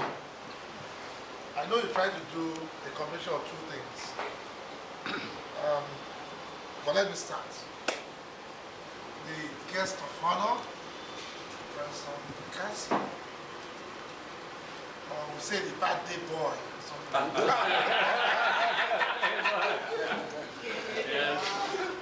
The young lady that we call B that supports the birthday boy. I hope one day you get married. This is your boy you're trying to toast. The Excellency Ambassador Hart, our distinguished professors here, ladies and gentlemen. I was thinking, I said, when you have an opportunity to be in a good place like this, what should you wish yourself? So I thought about it, I pray and the good Lord will allow my own students to do this for me.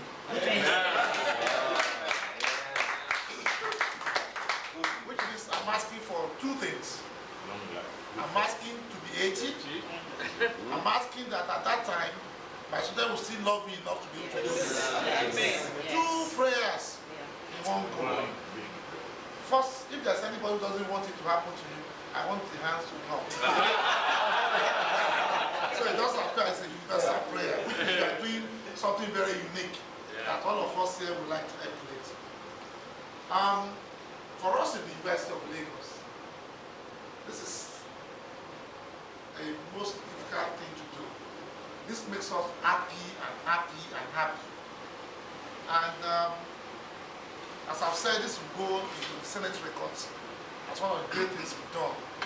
It's a shame that we are busy running after ASU and NASU and SANU.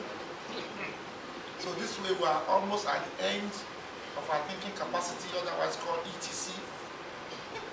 We have probably thought of having a small Senate to commemorate such a good event, a very beneficial event.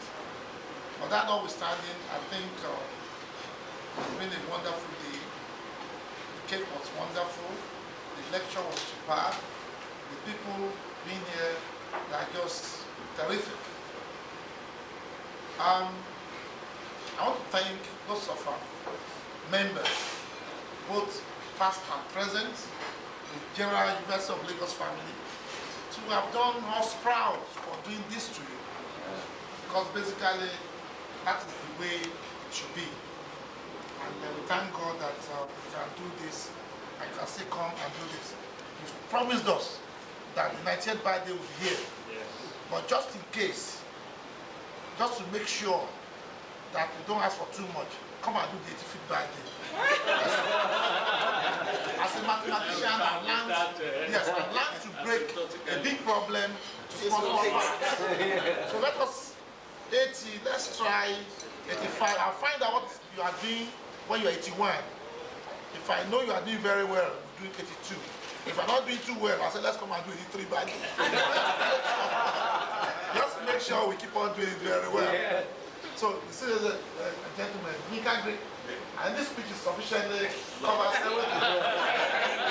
And if there's anything we are not covering, I would all like to see. Thank you very much. Thank you.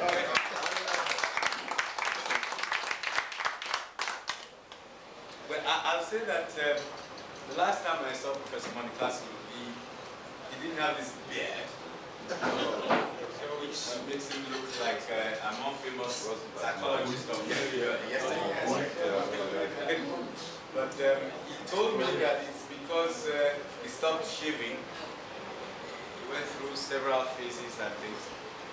And now you decided to leave the beard, and this has made you look like one of those. He looks like Merlin. Oh, wonderful. Yeah. Merlin. It's Merlin. Magic man.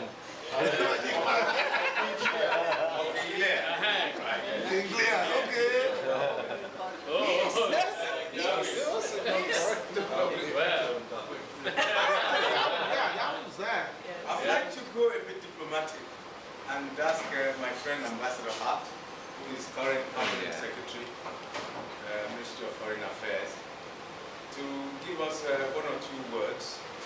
I understand that, yes, he went through the great man himself. When I first met him, it was about some 12 years ago. We just saw each other, greeted, and stayed about, I think I stayed about 15 minutes in the office waiting for somebody. And we left, but nice to know that at least we share some common ideal in our youth as we ourselves grow old and leave the scene to the younger ones. Please, let's put our hands together for Ambassador Alastair.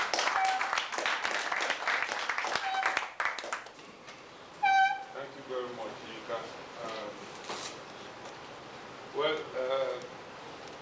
As the saying goes, these days, there are no free lunches or free dinners. But on a serious note, I think I would not have wished to miss this occasion for any reason. And if I did, or if I had missed this occasion, I would never have forgiven my good friends, Professor Makonjola, Professor Bushwati, and the rest of our colleagues. So I feel very delighted, I feel honored, I feel privileged to be here amongst you all. To join you, to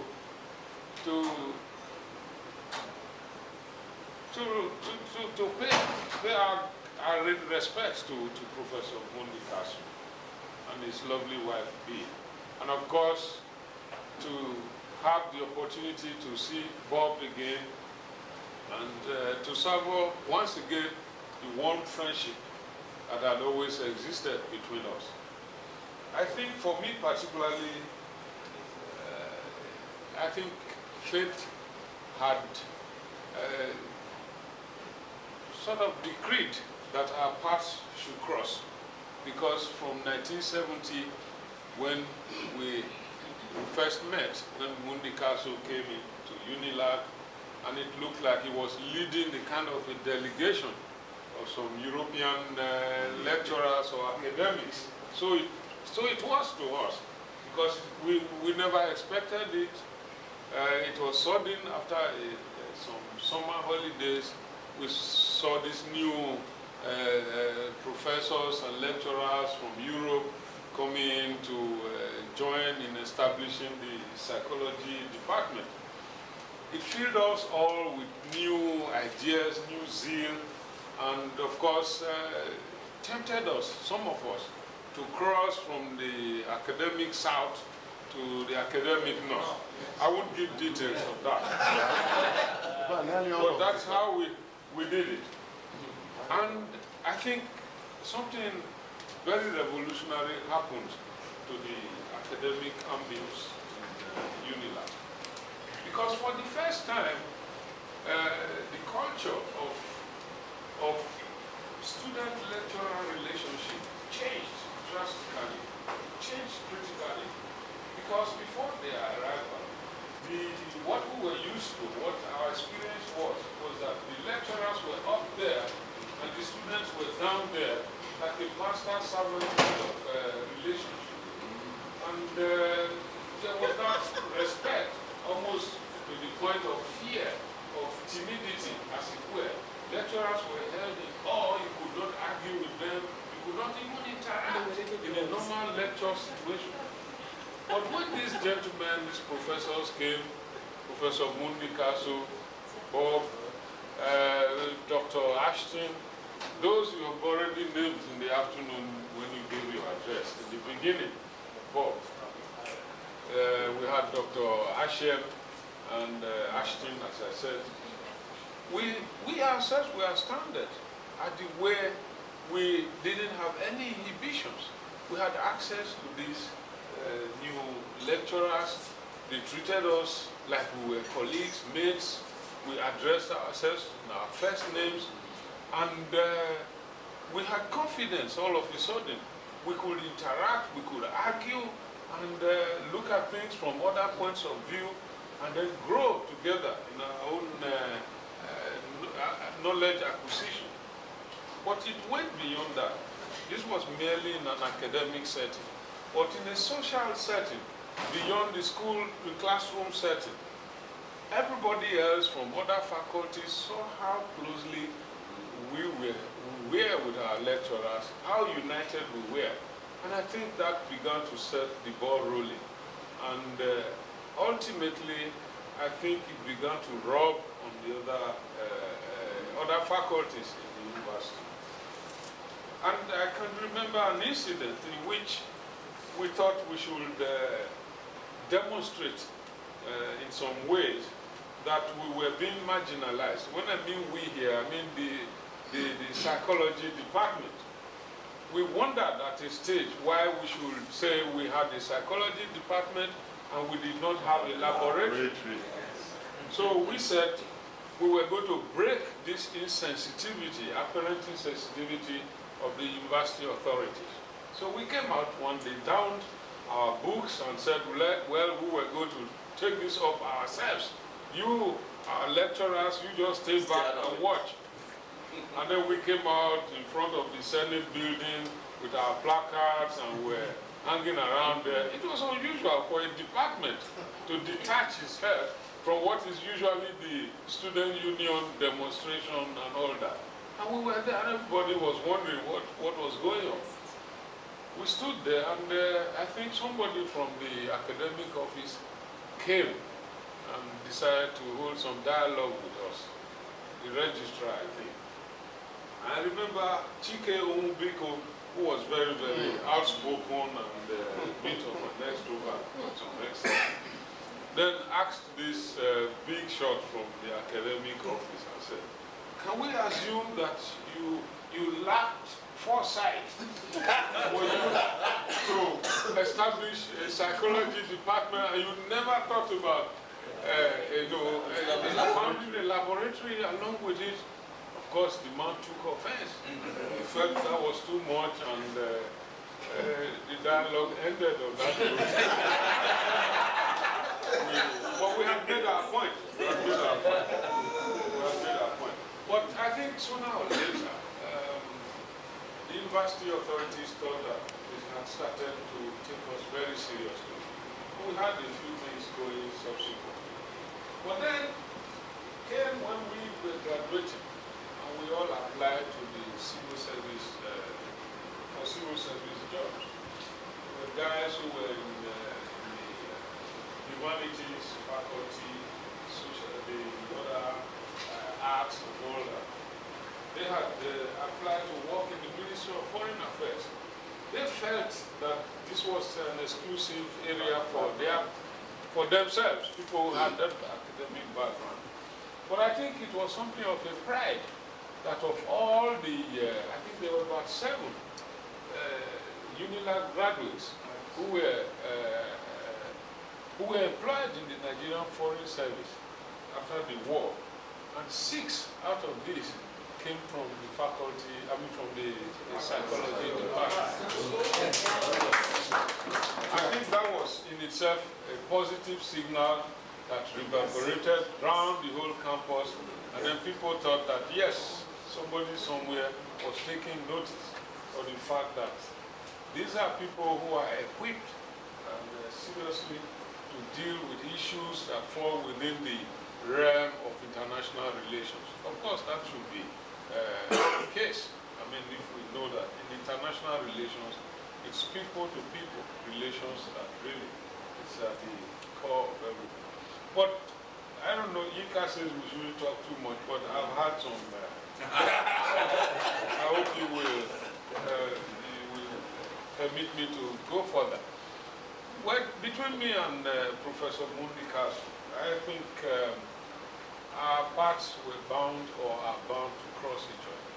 Because when Professor Mundy-Castle left here, he headed off down south to Zimbabwe. And of course, Bob went along perhaps shortly after. Bob went first. Okay. I thought I had lost them forever. We didn't see these nice people again. But then in 1988, I was posted to serve in our mission in Zimbabwe. And I was so excited because I knew I was going to meet my old lecturers down there, my old lecturers and my good friends. and we really had fun when we got there. And while there, Professor Mundy-Castle, of course, retired from the academic work, and he left. And I don't know if you still remember that we had a great time on the eve of your departure. We had a lecture almost similar to what we had today. I think you gave a paper or something, and I was privileged to talk to your students at the UZ, and to show myself as one of your students in the University of Lagos. And there was excitement all around. You left us, and of course Bob and I continued, and we lost contact. And here we are today again, here in Nigeria, and I just celebrated my own birthday about 2 days ago.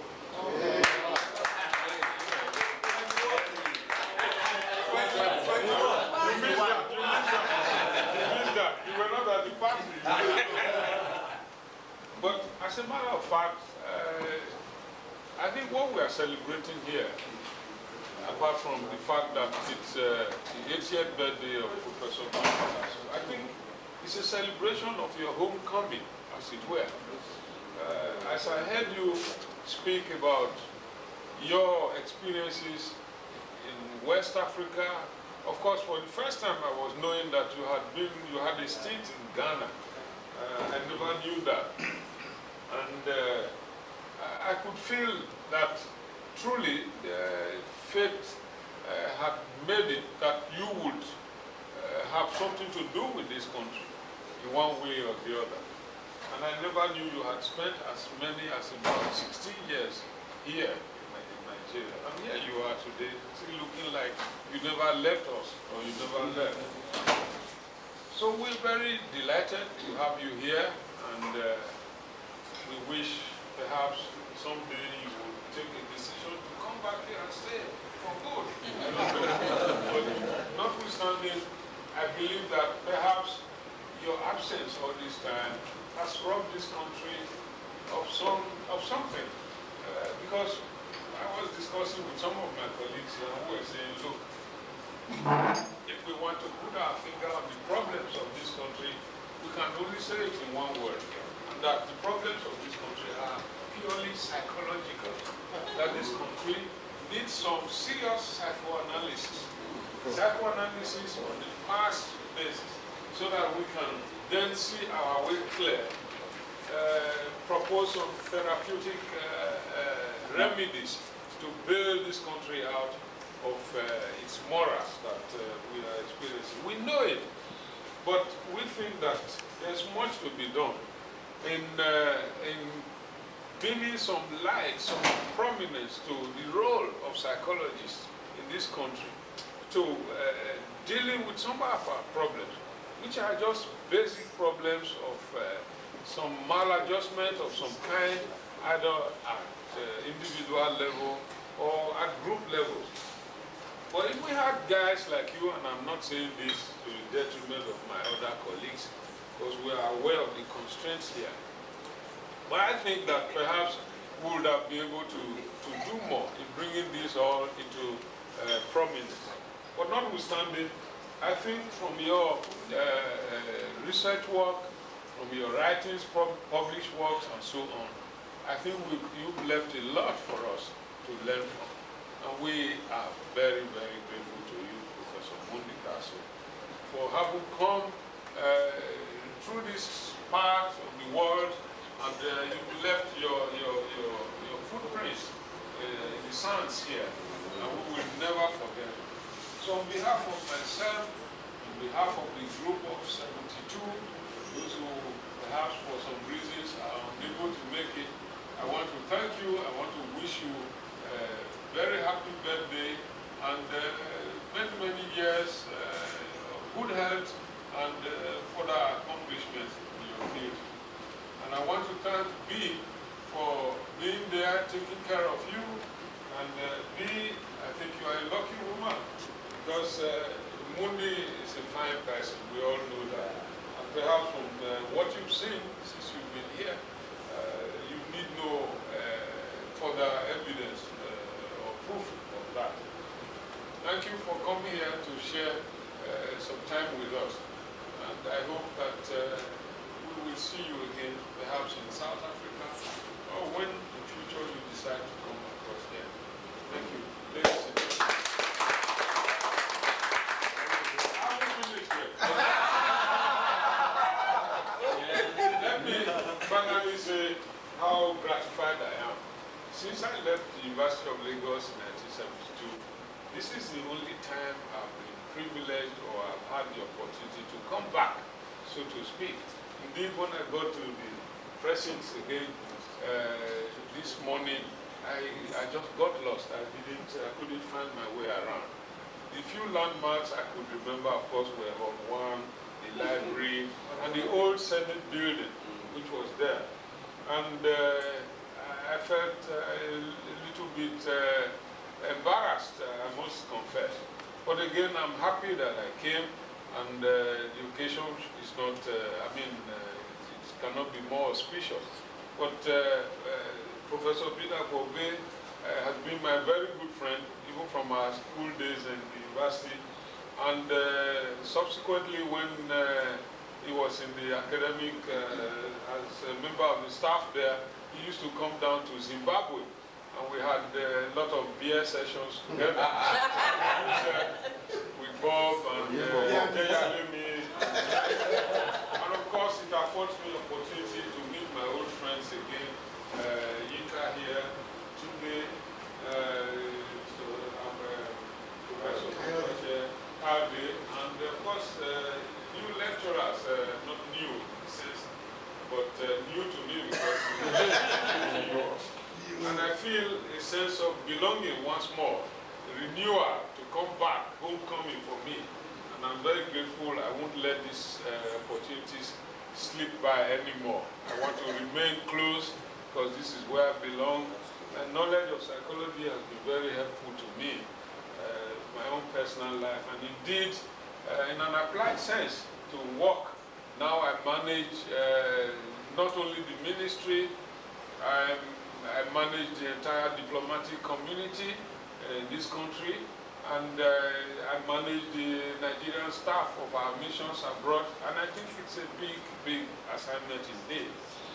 In all this, I find my knowledge, basic knowledge of psychology, extremely useful and helpful, and I count myself very lucky indeed that I am a graduate of psychology. I thank you very much, Professor Mundy-Castle.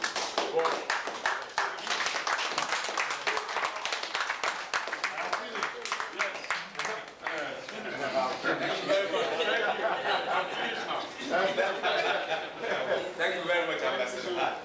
Well, I felt like talking about everybody one by one, but having started with Ambassador Hart, I would say he is not the only ambassador of the church. We have Ambassador Prof Alastair. Sorry, Alabama. So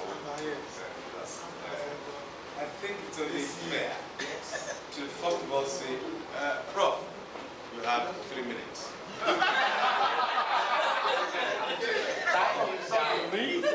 Tie him down. No, not you. Yes, can we put our hands together for Professor Alastair? He was ambassador to Botswana. 1991. Well, Mr. Vice Chancellor, sir, Professor Mundy-Castle,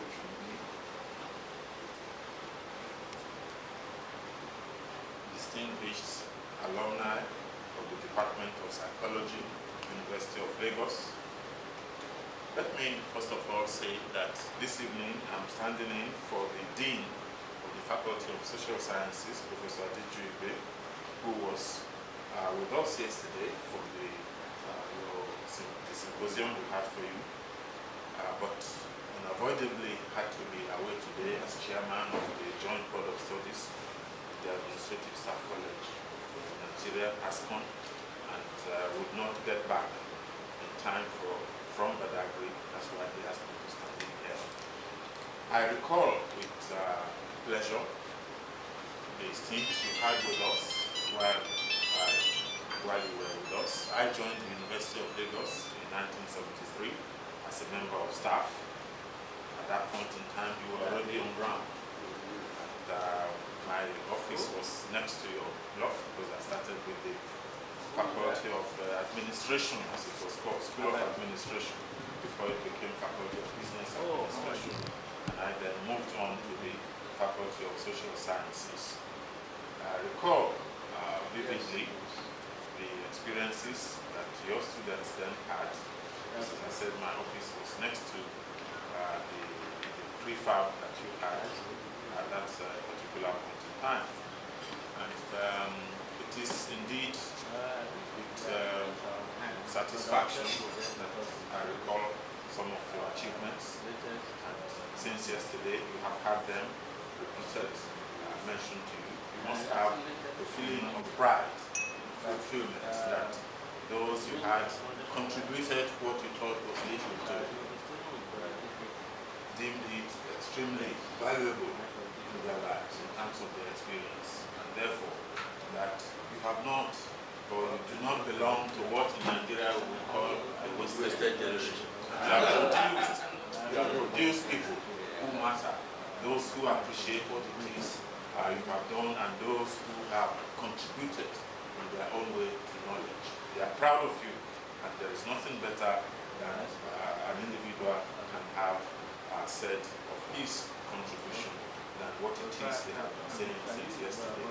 I congratulate you very much, and I wish you the best. I know you are 80 today, but as Cardinal Arinze said last August, I was pointing to one of the cardinals who is just 95 years young. And so I believe that sometime it will be possible for people to say, well, Mundy-Castle is only 95. When you get there, you will recall this day that when you were 80, a birthday dinner was held for you by your former students who are now professors and others, and holding very high positions in the Nigerian society. And you will thank God that at least is giving you the good health, the long life, and the peace of mind. Because without that, really, there's not much that we can enjoy. So we thank Him, give Him the glory for what it is He has done for you and your loved one. Thank you all for giving me the opportunity to be here this evening. Thank you.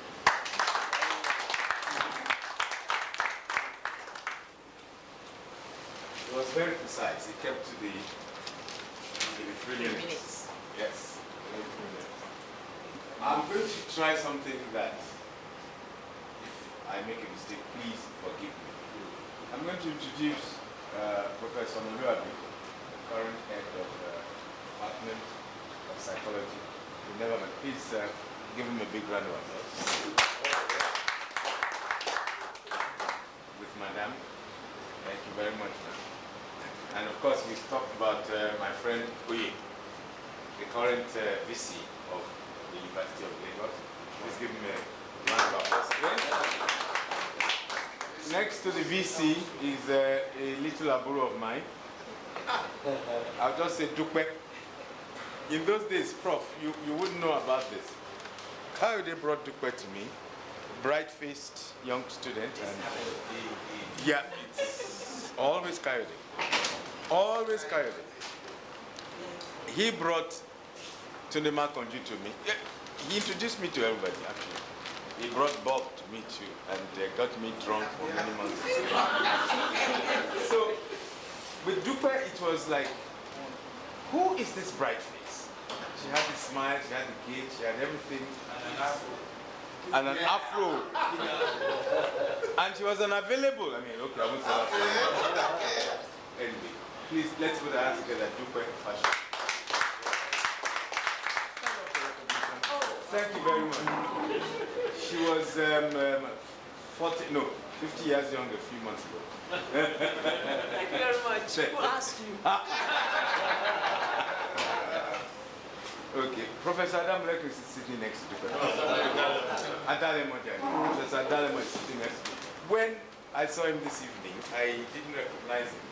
So he gave me one or two names. And suddenly memory came flooding back. I will apologize to him. I'm not yet 80 and he's behaving like a senile person. It's not permissible when Prof here is full of, yes, very agile. Next to him is Bobistic. Yeah. That was what we called him in those days. When he will talk to you.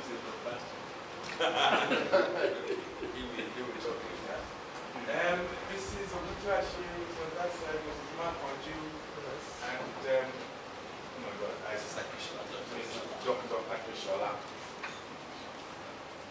Yes, ma'am. Thank you. Can we give her a round of applause? I think this is Professor Shotte. Yes. Right? No, I won't talk about Kayode at all. No. I mean, there is no point at all. If we're done here, Nancy is like my daughter. She's my PA. These days, she doesn't behave like a PA anymore. She behaves like an English butler. She tells you, you can't do that. You will not do this. You will not do that. I say, okay. Yeah, the young are taking over. Right. And Kayode's, no, well, I'll just say good friend. Running mate. Running mate? No. The two musketeers. There is no third one. You know, they were like a binary, combination of stars. This gentleman, I would say that with Kayode, stemming from Ibadan, when he probably wouldn't say this to too many people. He was reading chemistry at the University of Ibadan. And then something happened with the family. And he left UI and came to UNILAG and met Professor Mundy-Castle and took on psychology. But as a chemistry student, he was more interested in so many other things. I remember that it was 1971.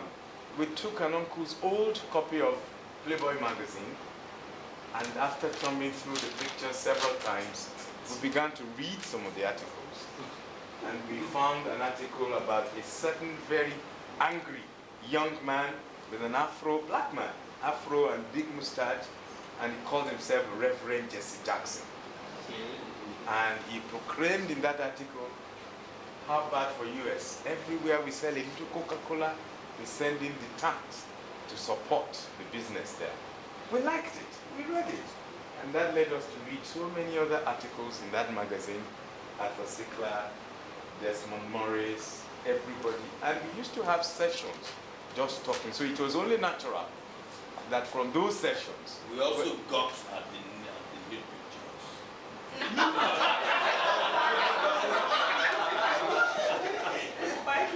Right, okay. Yes, the spread. Never mind. My staff today, I have a curious relationship today. I live in Festa. I work in Lagos. I have a program that I run on NTA, which means I have to stay in my office for 1 week. So my staff are as close to me. We're like a family. And I can assure you, Dr. Butuashi, I still buy Playboy. I still look at the other pictures.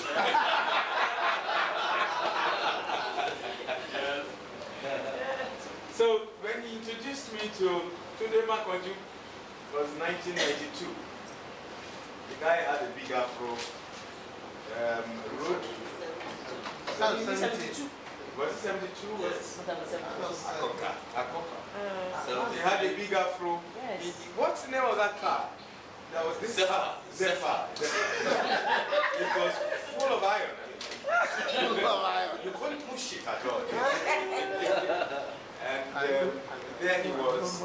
We became deep friends with some other people, some of whom are not here, unfortunately. And I will always remember Sheni Ayola, Lekki Ayola, who passed away when we all turned 50. He was the first to turn 50. Fortunately, he was the one to go back. We remember him like if he's still around. Yeah, there have never been a cause, and that's, I think, is a plus on his own. For him, nobody ever remembered him with any sides. Like, Sheni would say this, Sheni would say that. Next to Tunde Makonju, there is my namesake. I've also known him from Ibadan. This time around, really? Yeah, the ladies were always talking about him. The ladies were always talking about him.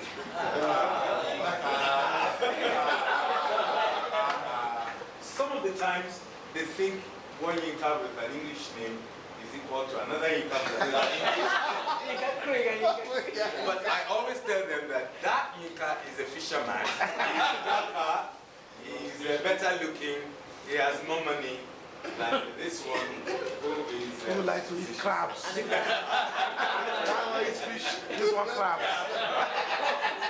So please, Yinka Fisher. Ambassador Hart we've talked about, and like he said, he manages Nigeria's foreign exchange. I want to say...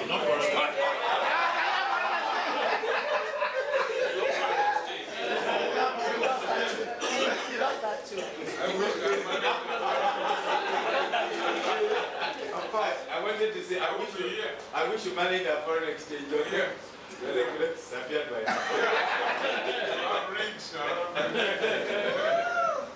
But we thank God it's not during the Abacha regime, because I understand things were much more horrible at that time.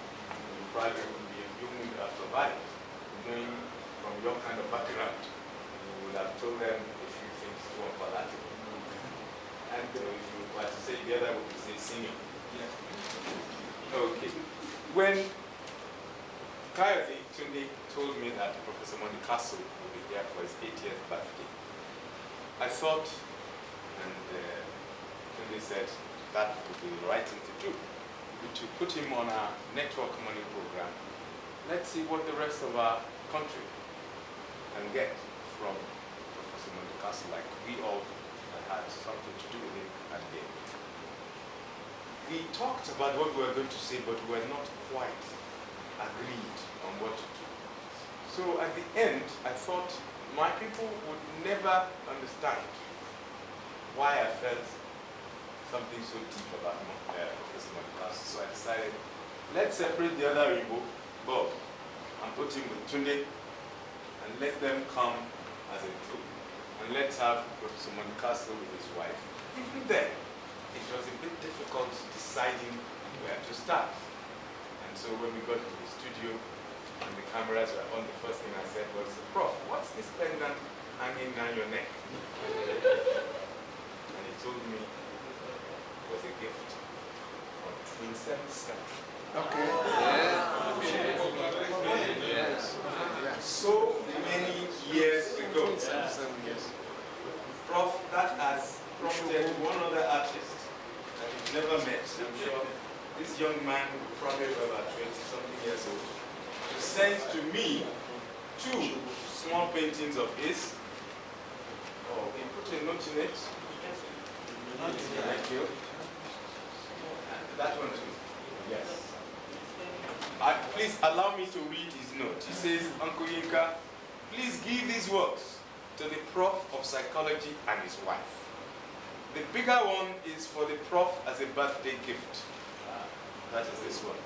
Nancy, please can you? Thank you. This is the birthday gift. And the smaller one is to the wife, who is visiting the country for the first time. It's the smaller one. I am an artist, and so I much believe what the professor is doing. Please don't tell anybody outside. It's between me and you.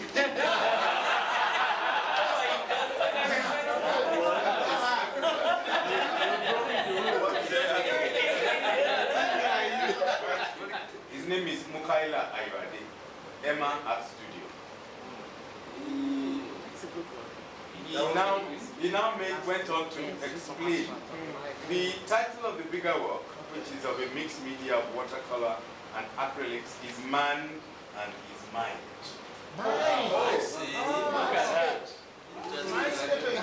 Mindscape again. Yes. The background represents man and the planets, while the text mixed background represents human mind, which is very complex.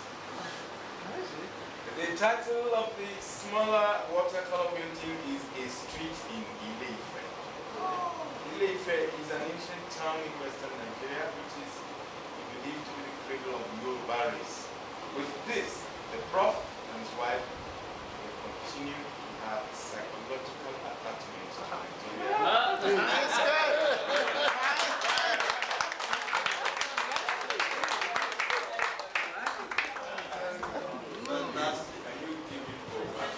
Now, at that point, when we have done this, I am sure the young man said, the envelope and the cards. The envelope is for you. You are not a man to be trusted. Prof, why not? You ask me now, we all know now. Why?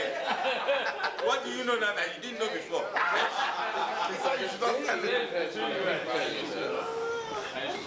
That's interesting.